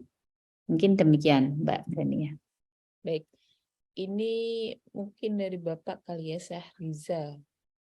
Izin bertanya, Dok, apakah sudah ada penelitian yang meneliti tentang angka harapan hidup individu dengan CAH? Jika belum ada, apakah sekiranya CAH dapat mempengaruhi angka harapan hidup seseorang? Ya, terima kasih. Terima kasih. Jadi angka harapan hidup CAH itu bisa sampai tua. Banyak penelitian-penelitian yang melibatkan malah orang tua ya dengan CAH gitu. Jadi dia bisa sampai dewasa, bisa hidup sampai tua. Nah, di Indonesia saya pernah melaporkan ya penelitian ini. Jadi kami di Semarang itu yang kita laporkan bukan angka harapan hidup tapi angka kematian. Jadi di Indonesia itu kita masih cukup tinggi karena kebanyakan yang bahkan sudah terdiagnosis itu terus berhenti minum obat. Dan ketika dia sakit berat, dia akan mengalami krisis adrenal dan akhirnya menyebabkan kematian. Jadi angka kematian kita masih sekitar 12,8%. Itu padahal pasien yang sudah terdiagnosis. Nah, ternyata dari data di IDAI, anak dengan hiperplasi adrenal kongenital itu harusnya laki-laki dan perempuan 50-50. Artinya ini kan suatu kelainan yang sifatnya autosomal resesif, di mana angka perempuan dan laki-laki harusnya sama. Tetapi tahun 2010 ketika dimulai registri itu angka perempuan dan laki-laki 4:1 kalau tidak salah. Jadi ada sebagian laki-laki yang tidak terdeteksi. Artinya apa? Angka kematiannya mungkin tinggi sehingga harapan hidupnya ya jadi dia tidak bisa selamat karena apa? Karena tidak terdeteksi. Nah, ini mungkin untuk teman-teman yang di sini yang kebetulan tenaga medis, deteksi dini menjadi sangat penting nih, terutama untuk bayi laki-laki yang diare, muntah-muntah dengan hiponatremi dan hiperkalemi. Jangan lupa kemungkinan CAH, bukan hanya muntaber ya. Biasanya pasien tuh cerita ke kita, oh, anak saya nomor 1 tuh meninggal karena muntaber, anak 2 meninggal karena muntaber, anak ketiga terdiagnosis CAH. Jadi sangat mungkin yang pertama kedua ini juga karena CAH. Ya, itu dari penelitian kami melihat pohon keluarganya dan itu menemukan cukup banyak ya prosentasenya bahwa sebelumnya ada anak yang meninggal sebelum anak ini terdiagnosis hiperplasi adrenal kongenital. Sehingga ini menjadi penting terkait dengan umur harapan hidup. Kalau kita mengobati dengan baik, harapan hidupnya baik. Sebetulnya anak-anak dengan hiperplasi adrenal kongenital ini kan kalau dia steroidnya kortisolnya diganti terus dia sama dengan anak lain. Dia juga bisa jadi dokter, jadi insinyur, jadi sarjana ekonomi, bisa jadi apapun yang dia inginkan, asal dia minum obat. Dia bisa menikah nggak bisa, punya anak bisa, ya asalkan dia minum obat. Dan yang punya anak hamil, ya itu di kami sudah ada beberapa dan itu artinya dia bisa sama dengan yang lain lah intinya ya. Jadi itu sudah banyak penelitiannya sih di negara-negara maju sebetulnya itu sudah dilaporkan ya. Kalau di kita memang masih sedikit terbatas. Kami punya pernah melaporkan itu dan sudah dipublikasikan. Demikian, terima kasih. Baik, terima kasih dokter. Oke, ini dari Ibu Hotmaida. Saya punya anak pertama perempuan. Ini terdiagnosa CAH dan anak kedua juga perempuan, tapi vaginanya normal dan tidak ada muntah-muntah. Apakah anak kedua saya perlu cek? Terima kasih. Ya, kalau anak perempuan vaginanya normal biasanya bukan CAH sih. Tetapi kalau dia pembawa masih bisa. Jadi dia tidak sakit, tetapi pembawa atau normal kita nggak bisa menentukan kecuali kita cek genetiknya. Jadi kita cek mutasi gennya. Tetapi kalau mengatakan dia tidak sakit, biasanya tidak sakit sih kalau genitalianya betul-betul normal. Kita harus ingat tapi ada CAH yang non klasik namanya ya. Yang non klasik ini kadang-kadang vaginanya normal tapi dia nanti mungkin ada gangguan menstruasi, infertilitas. Nah, itu memang yang kadang-kadang tidak kita sadari. Tapi kalau yang klasik itu biasanya dia jelas dengan kalau dia mutasi gen anak yang pertama itu klasik, biasanya yang kedua kan ya klasik ya. Dan itu gejalanya biasanya jelas disertai klitoromegali. Demikian Mbak Dania. Baik, terima kasih dokter. Oke, ini dari Pak Ali Mustafa. Izin bertanya dok, anak saya perempuan umur 8 tahun 4 bulan, tinggi badan 149, berat 34,8, wajahnya berjerawat. Apakah hisonya perlu dinaikkan dosisnya dok, atau harus bagaimana? Terima kasih. Terima kasih Pak Ali Mustafa. Jadi anak perempuan 8 tahun 4 bulan tapi tingginya udah 149. Ini mungkin pubertas precox ya. Karena udah cukup tinggi nih di usia 8 tahun 4 bulan. Wajahnya udah berjerawat. Ya, apakah hisonya perlu dinaikkan? Ini harus diskusi dengan dokter yang merawat. Apakah dosisnya sudah cukup? Dan apakah ini memang karena fase remajanya? Ini udah remaja ini, yang jelas sudah remajanya agak mungkin udah agak jauh ya karena tingginya udah 149 ini di usia 8 tahun. Ya, jadi ini perlu diskusi dengan dokternya apakah ini masuk ini mungkin pubertas dini ya, dan apakah dosisnya itu sudah sesuai untuk anak pubertas. Jadi anak pubertas juga kadang-kadang dosisnya agak disesuaikan ya sama dokternya. Jadi yang paling tepat ini adalah kembali ke dokternya dan diskusi. Ya, kita nggak boleh menaikkan dosis sendiri tanpa diskusi dengan dokter. Ini yang biasanya saya tekankan karena kalau ketinggian dia juga nggak pas, kerendahan juga nggak pas. Jadi sebaiknya nanti ketemu dengan dokter yang merawat dan diskusikan ya, dibawa catatannya, anaknya juga diajak ya supaya dilihat. Demikian Mbak Dania. Baik, terima kasih dokter. Ini dari Ibu Adelia. Dok, apakah anak dengan CAH tidak bisa melahirkan normal? Terima kasih. Ya. Kalau anak dengan CAH mungkin bisa melahirkan normal, tapi kalau dia pradernya prader 2 biasanya. Tapi kalau dia pradernya itu, jadi kan tadi saya cerita soal prader itu kan soal bibir apa namanya, bibir kemaluan ya namanya ya, labianya itu dia nutupnya seberapa. Kalau dia lebar cukup ya mungkin bisa melahirkan normal. Tapi kalau tidak, sebaiknya malah seksio karena kalau dia sempit vaginanya nanti membahayakan janin. Ya kan, kalau dia sempit kan sulit keluar bayinya. Jadi memang kita menyarankan kalau memang seperti itu sebaiknya seksio sesaria. Supaya membantu dia tidak melewati yang sempit ini. Takutnya kalau terlalu sempit kan bayinya nanti nggak susah keluar. Kadang-kadang vaginanya nggak sempit begitu. Tapi masih mungkin normal, masih mungkin. Terutama kalau bayinya kecil dan yakin bahwa vaginanya ini gede, lubangnya juga gede. Gitu. Nah ini harus dipastikan dengan dokter obgyn yang merawat. Jadi kita nggak bisa menentukan sendiri memang. Demikian Mbak Dania. Terima kasih dokter sudah menjawab. Ini dari Ibu Fitri Aprianti.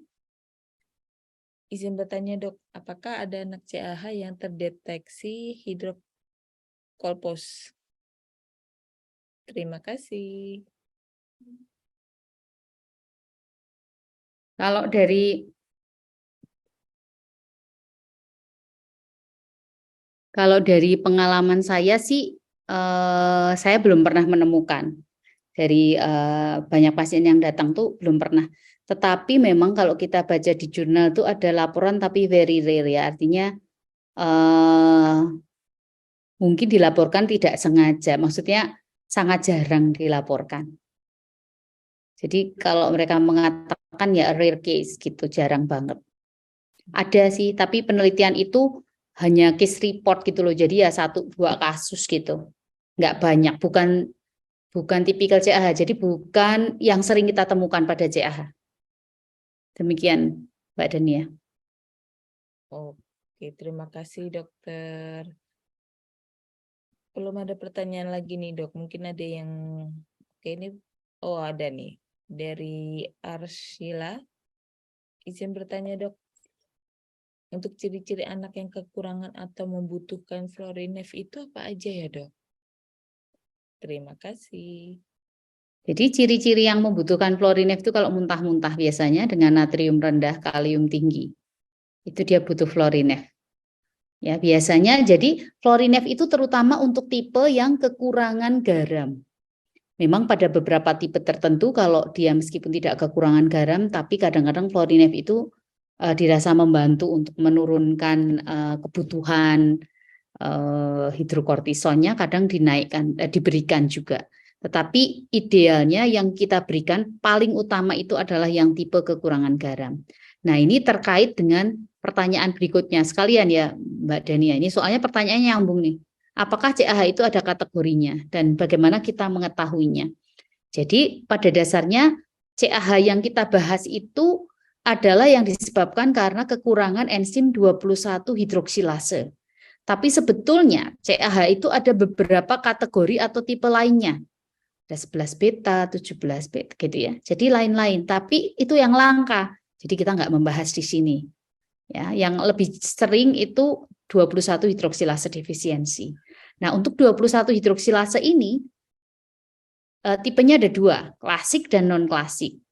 Kalau yang klasik kita temukan lebih awal, kalau yang non-klasik ketemunya paling tidak itu udah remaja dan dewasa. Nah, yang kita sering temukan yang klasik. Yang klasik ada dua, tipe salt wasting atau kekurangan garam dan tipe simple virilizing. Ini yang tidak kekurangan garam atau tidak ada kekurangan garam. Nah, yang kekurangan garam ini yang membutuhkan Florinef. Cirinya apa yang kekurangan garam? Cirinya ditandai dengan biasanya keluhannya disertai dengan muntah-muntah ya, terutama pada masa bayi ya, biasanya 2 minggu, 3 minggu udah mulai tuh bayunya gumoh ya, orang kadang nggak menyadari bahwa ini muntah ya, kadang disebut gumoh gitu ya, tapi itu sebenarnya muntah-muntah pada CAH dan itu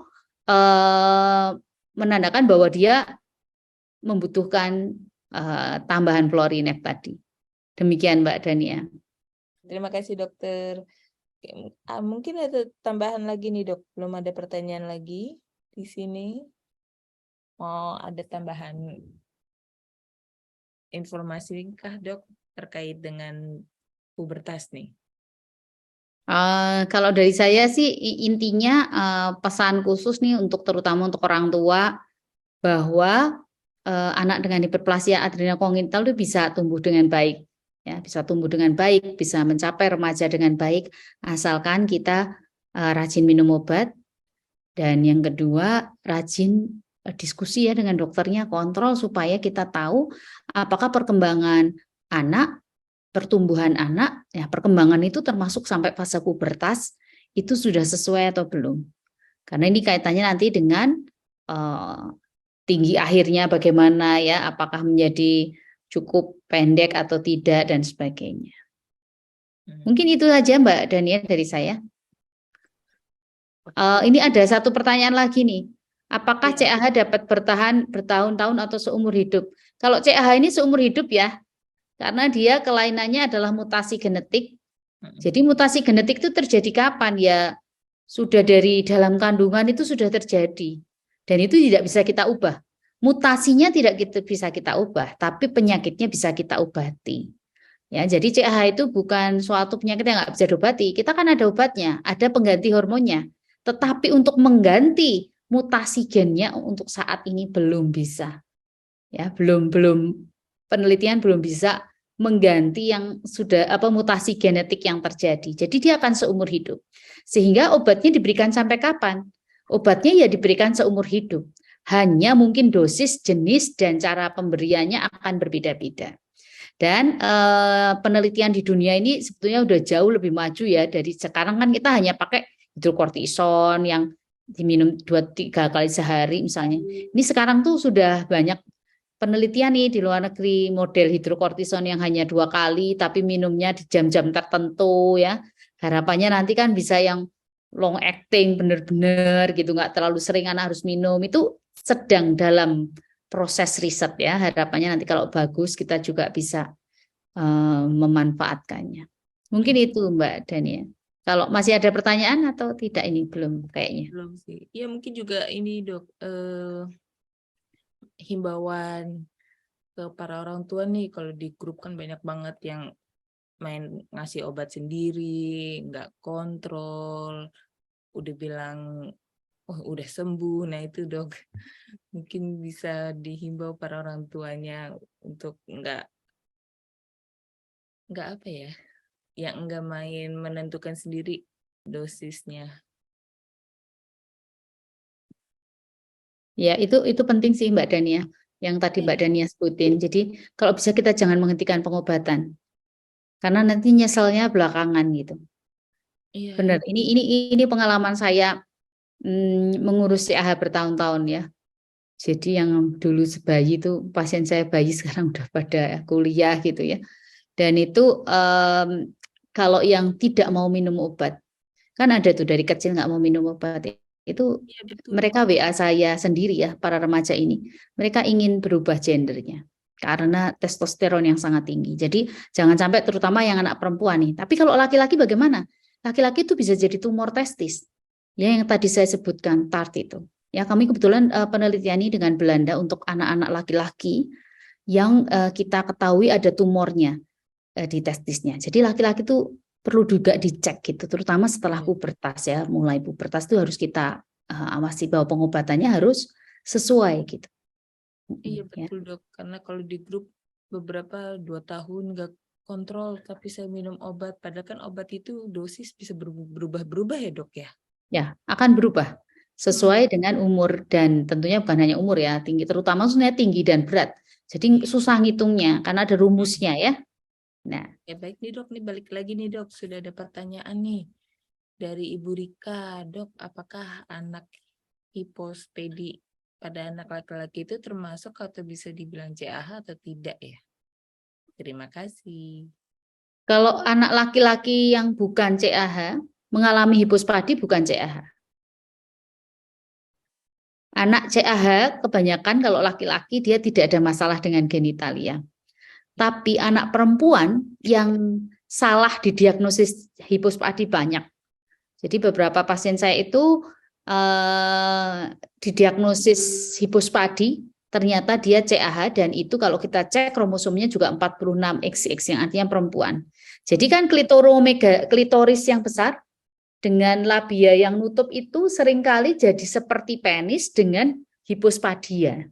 Padahal ini klitoris dengan gambaran labia yang menutup begitu. Jadi sering salah diagnosis. Jadi kalau ini bukan yang CAH, maksudnya hipospadia biasa, yaitu bukan CAH. Tetapi kalau yang salah diagnosis dikira hipospadia, tidak ada buah pelirnya, tapi kok mirip ada skrotumnya ya, mungkin kulitnya itu kulit yang untuk kantong pelirnya itu seperti itu di awal-awal, itu kadang-kadang memang bisa salah diagnosis.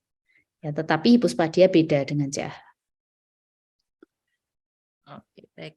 Terima kasih dokter. Ini ada pertanyaan lagi nih dari Arsila lagi nih dok. Izin bertanya dok, anak saya 4 tahun, BB 11,5, tinggi 88. Itu normal atau tidak? Karena setelah dicek di primaku, tinggi dia terlalu pendek. Dan selama ini dia juga merasa anaknya memang pendek untuk seusianya. Apakah ada tes khusus dok untuk cek tingginya normal atau tidak? Ini anak CAH atau bukan ya? Ini tadi sih bertanya. CAH ya? Kalau anak ini CAH, bukan kakak atau adiknya ya yang kita bahas. Anak ini CAH, kita mungkin yang harus kita cek adalah dosis obat. Kemudian apakah yang kita berikan terlalu tinggi apa enggak, misalnya gitu. Karena kalau kita lihat 4 tahun pendek, ya kita harus melihat satu, saya lupa tadi. Kalau dia masih segini, kita harus melihat kembali nutrisinya. Terus kapan dia terdiagnosis CAH? Saya kemarin ada pasien terdiagnosis CAH baru umur 1 tahun 1 bulan karena sebelumnya dikira alergi susu sapi. Jadi dia muntah terus, dikira alergi susu sapi. Tapi dia CAH, dia akan pendek nih. Kenapa? Karena dia muntah-muntah CAH terus sampai setahun lebih itu udah bolak-balik masuk rumah sakit, belum terdiagnosis juga CAH-nya. Jadi ini akan mengalami pendek nih biasanya yang begini. Karena dia di awal itu betul-betul nutrisinya tidak terpenuhi. Ya, jadi di umur-umur awal tidak terpenuhi dengan baik. Itu kadang-kadang akan menyebabkan pendek. Nah, nanti ketika dia sudah terkendali, dia akan membaik. Tetapi yang sudah terjadi di awal ini kadang-kadang sulit untuk kita perbaiki. Itu dari pengalaman saya begitu sih. Jadi di awal-awal itu kan dia muntah-muntah terus kan. Muntah-muntah, nggak diobati dengan benar, dia akan pendek karena dia nutrisinya tidak bisa terpenuhi. Gagal tumbuh kan biasanya ya istilah kita failure to thrive atau gagal tumbuh. Jadi anak-anak yang gagal tumbuh harus kita lihat. Jangan-jangan dia CAH. Bisa. Sangat mungkin beberapa pasien saya tuh datang dengan gagal tumbuh dan sudah terlambat. Tapi untungnya masih bisa bertahan begitu ya. Artinya 1 tahun beratnya baru berapa kilo gitu-gitu ya. Nah ini 4 tahun berat badannya juga 11,5 ya. Ini pasti kecil. Jadi ini kemungkinan menurut saya karena mungkin ada fase gagal tumbuh pada anak ini sebelumnya. Ya kita nggak melihat sih, cuma kurvanya harus dilihat. Kemudian yang harus dilihat lagi adalah berat badan lahir. Berat badan lahirnya harus dilihat. Apakah berat badan lahirnya meskipun dia misalnya cukup bulan, tapi cukup juga. Karena kalau dia ada yang kita sebut small for gestational age atau berat lahir tidak sesuai dengan umur kehamilan. Nah itu dia juga mungkin kecil, akan pendek. Nah itu harus diskusi dengan dokter yang merawat. Jadi silakan datang ke dokter yang merawat, bawa primakunya, laporkan bahwa oh, ini kok pendek ya dok ya. Nah nanti kan diteliti. Kalau memang obatnya sudah pas, ini sudah pas ya sudah. Itu kemungkinan mungkin yang fase lama gitu loh. Jadi istilahnya sudah terlanjur gagal tumbuh yang awal-awal itu tidak diperbaiki. Dia akan sulit. Dan nanti bisa diskusi dengan dokternya kira-kira apa yang harus dilakukan.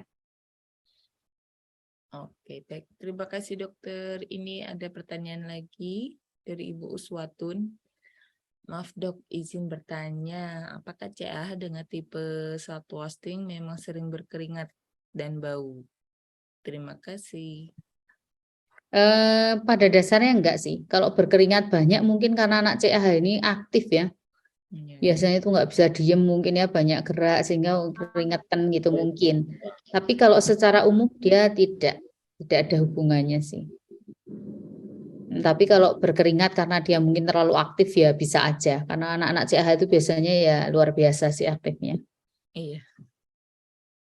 Ya mungkin itu Mbak Dania. Ya, ini ada lagi dari Istiana, Ibu mungkin ya. Izin bertanya dok, untuk deteksi dini tumor testis yang tadi dokter katakan, gejala awalnya seperti apa ya? Atau ada dokter referensi, dokter endokrin anak di daerah Yogyakarta? Terima kasih. Ya, terima kasih atas pertanyaannya. Jadi tumor testis ini terus terang deteksinya sulit kalau masih awal tidak ada gejala. Tapi kalau kita bisa meraba mungkin testis kiri dan kanan tidak sama atau terlalu membesar, agak keras. Tapi itu kan sulit sebagai orang awam untuk mendeteksi. Jadi biasanya kita harus pakai USG. Jadi dari pengalaman kami, kita melihat dari USG-nya dengan pakar radiologi yang memahami tentang TART. Karena terus terang TART atau testicular adrenal rest tumor di Indonesia ini masih jarang. Jadi saya dulu juga waktu pertama-tama melakukan ini, saya diskusi dulu dengan radiologinya, saya berikan jurnal-jurnalnya agar dipelajari. Jadi yang ketemu kira-kira di mana begitu.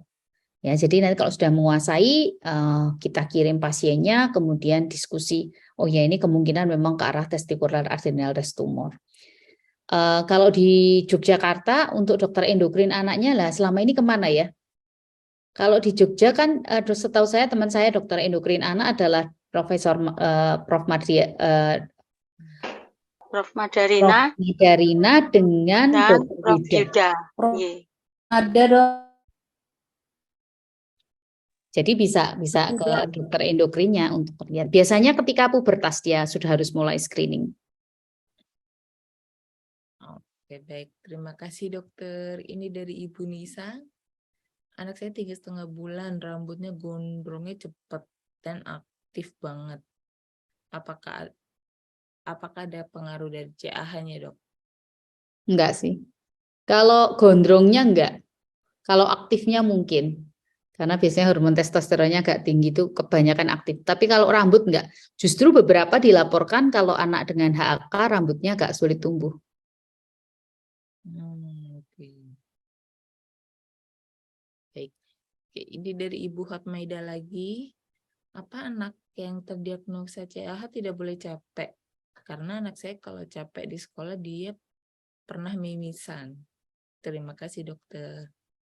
Ya, kalau mimisan sih nggak ada hubungannya sama CAH. Tapi kalau capek boleh nggak? Ya kalau capek biasa aja sih wajar sih anak CAH nggak masalah. Jadi dia tetap bisa olahraga dan yang lain-lain tuh nggak apa-apa asal dia minum obat teratur. Tapi kalau mimisan dia nggak ada hubungannya sama CAH. Mungkin faktor lain ya. Kalau mimisan tuh kan kadang ada di keluarga yang sering mimisan, dia juga sering mimisan ya. Tapi biasanya nggak terkait sih. Mungkin itu Mbak Dania. Baik, terima kasih dokter. Ya, silakan Bapak Ibu. Yang mau bertanya, kita masih ada waktu 20 menit. Atau mungkin bisa kita lanjutkan lagi nih dok, untuk menghibur kepada para orang tua nih dok, supaya rajin konsultasi dan kontrol obatnya nih dok.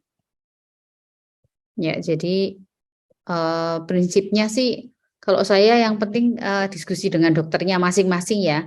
Kalau diskusinya sama saya ini mungkin saya hanya membantu secara garis besar, tetapi pada dasarnya masing-masing individu dengan CAH atau HK ini akan punya permasalahan yang berbeda-beda. Dan itu yang harus kita deteksi dan mungkin kita harus mengatasi begitu. Kalau misalnya anak-anak ini ada yang kita lihat tidak sesuai, bermasalah, yuk segera diskusi dengan dokter masing-masing. Itu aja sih pesan saya, Mbak Dania. Baik. Mungkin itu aja.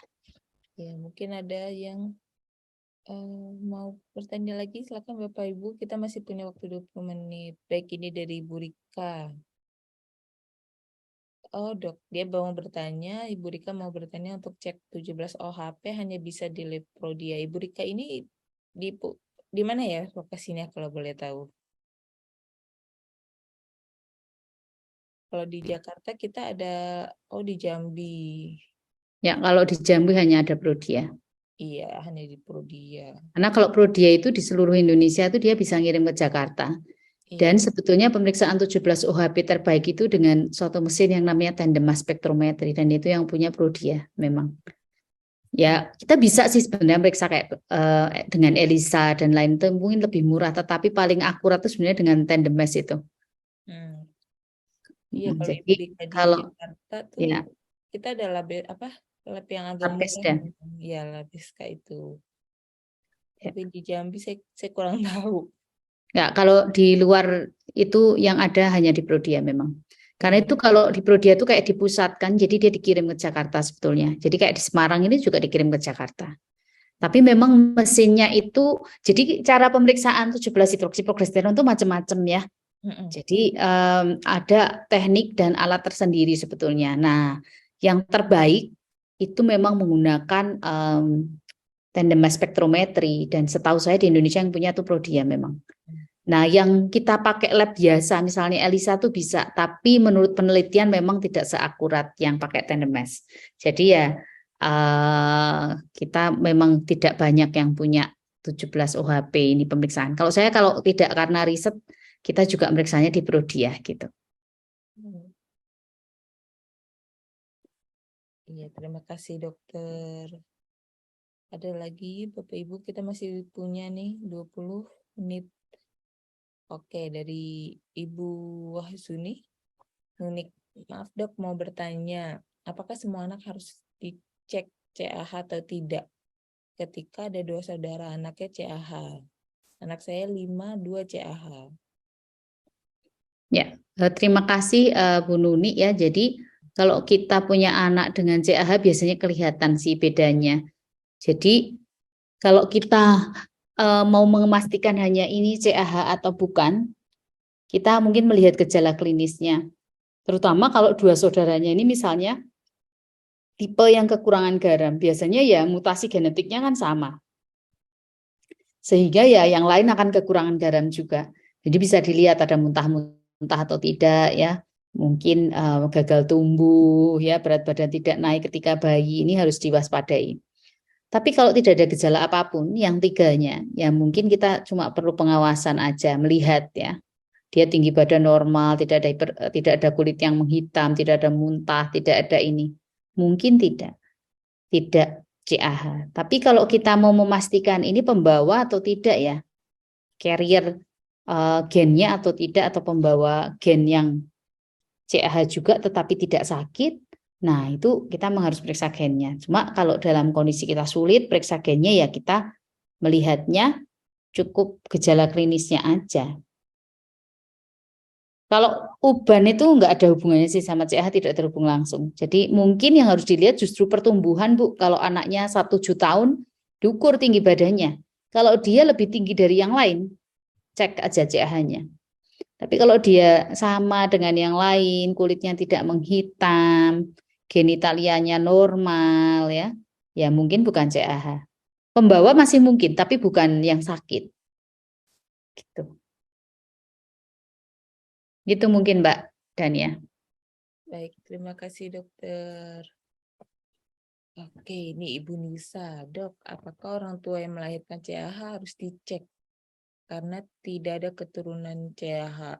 Kalau harus dicek orang tuanya, cek kemana? Karena khawatir untuk ketika punya anak lagi nih.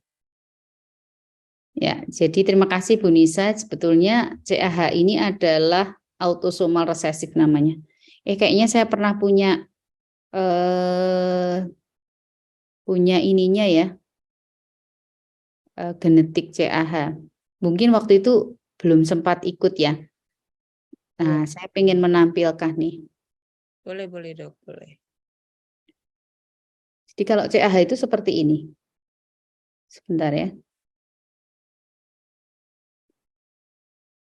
Biar lebih mudah dibayangkan. Jadi kalau CAH itu kita lihat itu begini. Jadi orang tuanya itu tidak CAH, tetapi disebut carrier atau pembawa. Jadi orang tuanya itu membawa gen tapi tidak sakit. Dan yang sakit itu harus membawa penuh gitu istilahnya. Kalau orang tua tuh kayak setengahnya, kalau kita gambarkan begini, itu dia orang tuanya atau gambar yang satunya ini, kita lihat bahwa kan mereka itu ada pasangan gitu ya, berpasangan itu ya. Nah, salah satunya itu kan mengalami mutasi gen. Tapi kalau cuma salah satu dari alel ini yang mengalami mutasi, dia disebut carrier. Jadi kalau carrier kita gambarkan di sini itu setengah ya, setengah warnanya ini. Kalau dia sakit yang kita gambarkan hitam misalnya. Jadi kalau bapaknya itu carrier atau pembawa, ibunya juga pembawa dan bertemu, maka yang terjadi adalah kalau dia yang kalau kita lihat sisi kanan ya, yang ada mutasi dengan yang ada mutasi ketemu, itu dua-duanya ini punya mutasi, maka dia jadi sakit nih. Tetapi kalau dia hanya misalnya yang dari ibu yang membawa mutasi, bapaknya yang enggak, maka dia akan menjadi carrier atau pembawa. Kalau kebetulan yang dari ini adalah yang tidak membawa dan tidak membawa, dia jadinya normal. Jadi sebetulnya pada CAH, ayah ibunya itu pembawa. Jadi bukan salah satu, harus dua-duanya pembawa baru bisa menjadi hiperplasia adrenal kongenital. Kalau hanya satu dia tidak akan. Contohnya adalah kalau seperti ini. Jadi kalau tapi ini contoh gambarnya, ini meskipun ini dia contohnya kalau ini yang bukan pembawa tapi ini sakit ya. Jadi misalnya anak yang CAH ini, contohnya yang klasik CAH ini anak yang CAH artinya. Nah, kalau suaminya misalnya ini misalnya perempuan ya, bisa perempuan bisa laki, pasangannya itu tidak sakit, maka seluruh anaknya ini akan menjadi pembawa. Dan pembawa ini baru bisa menjadi istilahnya menghasilkan anak yang sakit itu kalau dua-duanya pembawa. Jadi memang orang tuanya tidak sakit, tetapi mereka pembawa gitu. Jadi carrier namanya. Nah, carrier ini tidak sakit. Gitu. Sehingga tadi pertanyaannya bahwa pertanyaannya tadi kalau orang tuanya melahirkan CAH, ya mereka pasti pembawa. Tidak perlu dicek. Tapi kalau anaknya yang perlu dicek mutasinya memang tipe yang mana begitu ya idealnya. Tapi kalaupun tidak dengan 17 OHP yang meningkat kita sudah mengatakan ini CAH sih. CAH ini kita terus terang di Indonesia pemeriksaan gen itu kebanyakan karena penelitian. Kayak di Semarang nih kami meriksa gennya memang, tapi dalam rangka riset bukan dalam rangka ini belum dalam rangka memang kita memeriksa gitu ya. Ini kami sedang juga pemeriksaan. Dulu kami kirim ke Belanda memang untuk pemeriksaan gennya ini. Tapi ya kita harus ngecek dulu anaknya. Nah kalau kita tahu anaknya, pengen tahu bapak ibunya pasti pembawa sih. Cuma yang biasanya kita concern lagi anak-anaknya pembawa atau tidak. Nah ini bisa dicek dengan pemeriksaan genetik. Tapi ini tadi pertanyaannya karena khawatir untuk punya anak lagi. Jadi kalau pengen punya anak lagi, kita harus melihat resikonya dari mana, dari tadi gambar tadi. Jadi kalau misalnya bapak dan ibunya kan carrier, maka setiap kehamilan itu resiko punya anak dengan CAH sekitar 25%. 50%-nya adalah menjadi pembawa dan 25%-nya normal. Demikian Mbak Dania. Baik, terima kasih. Oke, nih beliau bertanya lagi nih dok, berarti ada kemungkinan kalau punya anak lagi bisa CAH lagi ya? Pembawaannya itu awalnya gimana ya prosesnya bisa menghasilkan anak CAH? Jadi dia pengen tahu untuk genetiknya dari orang tuanya nih kali ya dok ya? Ya, jadi pada dasarnya di mana sih kelainan CAH? Ini kelihatan gambarnya nggak nih Mbak? Atau saya belum share? Kelihatan. Ya, tadi kelihatan? ini kelihatan nggak Mbak? Belum. Oh, berarti saya belum share screen sebentar. Saya mungkin perlu share screen ya. Ini sebetulnya topik kita saat kita bicara genetik waktu itu. Iya. Nah, di mana sih kelainan CAH itu terjadi? Jadi bagaimana orang tuanya bisa jadi pembawa? Pembawa ini berasal dari generasi-generasi sebelumnya. Kalau pembawa ini. Jadi berarti dari ibu atau ayahnya. Jadi dari nenek kakek. Nenek kakek dari mana? Dari nenek kakeknya lagi. Dan pembawa di dalam populasi itu kalau di Belanda dilaporkan 1 di antara 50. Jadi kalau ada 50 orang, itu kira-kira 1 itu pembawa. Jadi kita tinggi angkanya di populasi. Cuman kalau dia tidak bertemu dengan pasangannya, itu dia tidak akan jadi CAH. Dan kalaupun dia bertemu, belum tentu jadi CAH juga. Karena risikonya kan 25% untuk sakit, 50% untuk jadi pembawa, dan 25% sehat. Jadi kalau kita lihat, dia kelainannya di mana sih?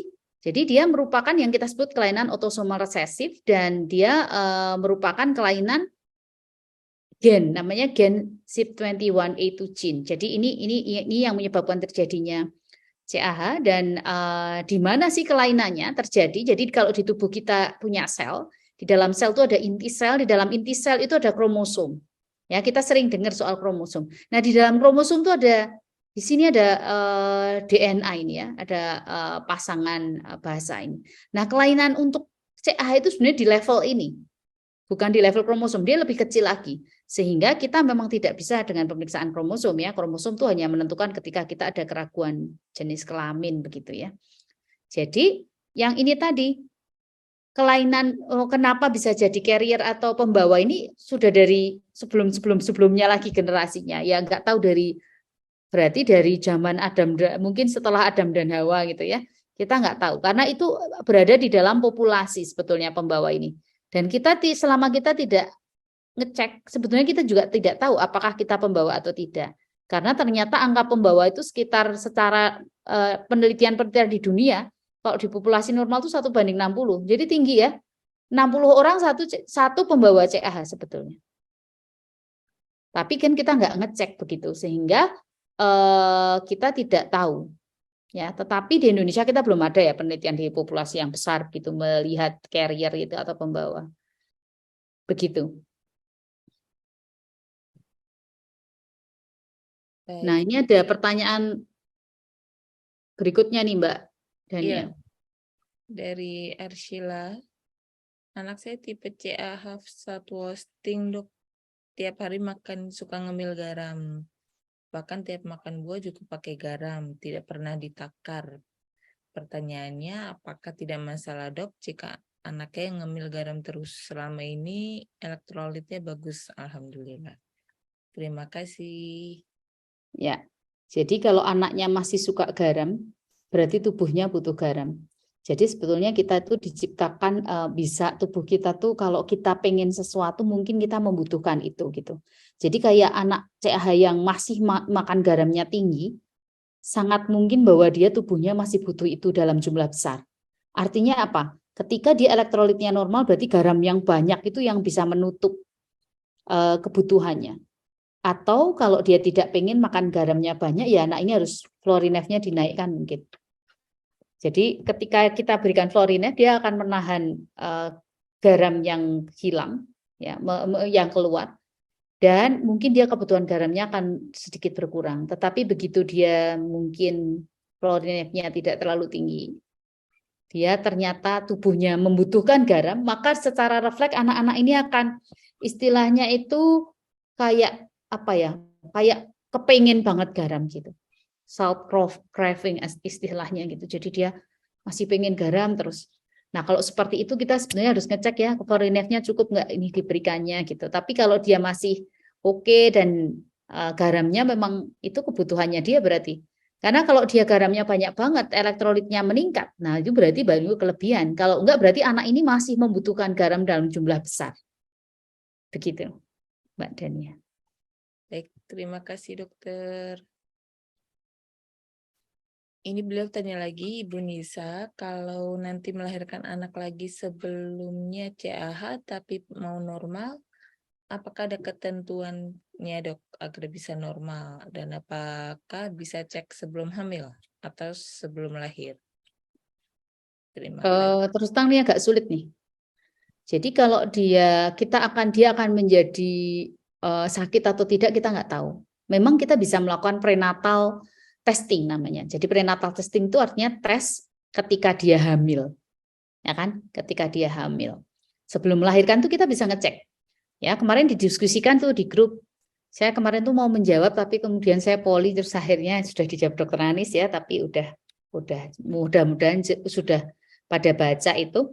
Jadi di situ kita bisa melakukan chorionic villus sampling, amniocentesis. Tapi kalau dulu, ini kalau membahas beberapa tahun lalu, itu biasanya begini. Jadi kalau tegak itu CAH, tapi kan terus kemudian dia harus dicek ya dari chorionic villus sampling ini biasanya kita cek genetiknya. Nah, itu problemnya di Indonesia kita nggak bisa ngecek. Tetapi zaman dulu kami biasanya begini, kalau dia kira-kira USG-nya, jadi kita berikan dexamethasone waktu itu ya untuk ibunya supaya anaknya lahir tidak dengan virilisasi atau maskulinisasi. Jadi harapannya kalau anak perempuan klitorisnya nggak gede. Tapi apakah dia merubah CAH-nya? Tidak. Ya dia tetap CAH kalau dia CAH bayinya. Nah masalahnya kalau kita nggak bisa melakukan pemeriksaan genetik yang di dalam kandungan itu ya kita nggak tahu. Ya. Dan itu cukup invasif ya, artinya karena harus melihat benar CAH atau tidak. Jadi kalau dulu kita lihat dari USG-nya, oh kira-kira genitalianya itu laki-laki kita stop obatnya. Karena obat ini kan tidak berguna untuk membuat dia jadi tidak CAH. Ya, dia tidak bisa mengubah, dia tetap CAH. Hanya hormon androgennya diharapkan turun, jadi anak perempuan klitorisnya tidak terlalu besar. Ya. Tetapi dari penelitian-penelitian ternyata secara jangka panjang ketika kita lihat pemberian dexamethasone pada ibu hamil ini banyak memberikan efek buruk baik untuk ibu maupun untuk bayi. Ya, untuk ibunya kadang jadi hipertensi dan lain-lain. Sementara untuk bayi ternyata mereka menilai ya kayak kognitif, lingkar kepala, pertumbuhan, gitu ternyata hasilnya sebagian juga ya meskipun masih ada hasil yang kontroversial, mereka mengatakan apa ya istilahnya kita harus aware gitu bahwa ini bisa menimbulkan masalah gitu pemberian obat ini.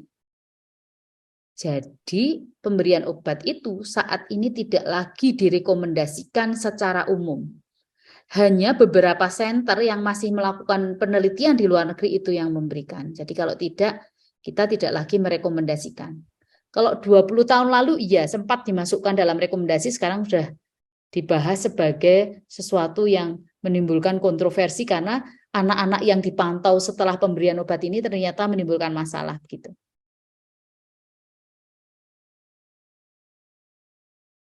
Oke, siap. Baik, dokter.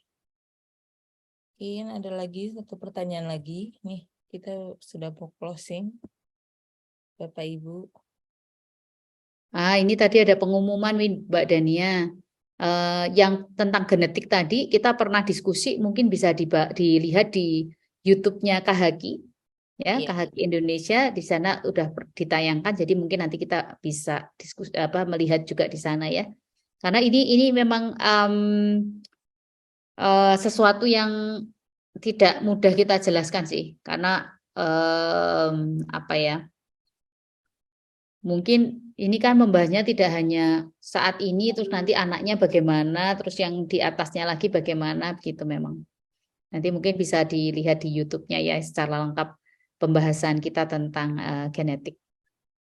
Iya, mungkin Bu Lio, Ibu Nisa ini belum tidak join waktu itu ya.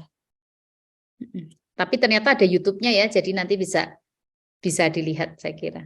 Ada. Alhamdulillah, insya Allah dari support group 1 sampai nanti ini yang hari ini juga akan tayang.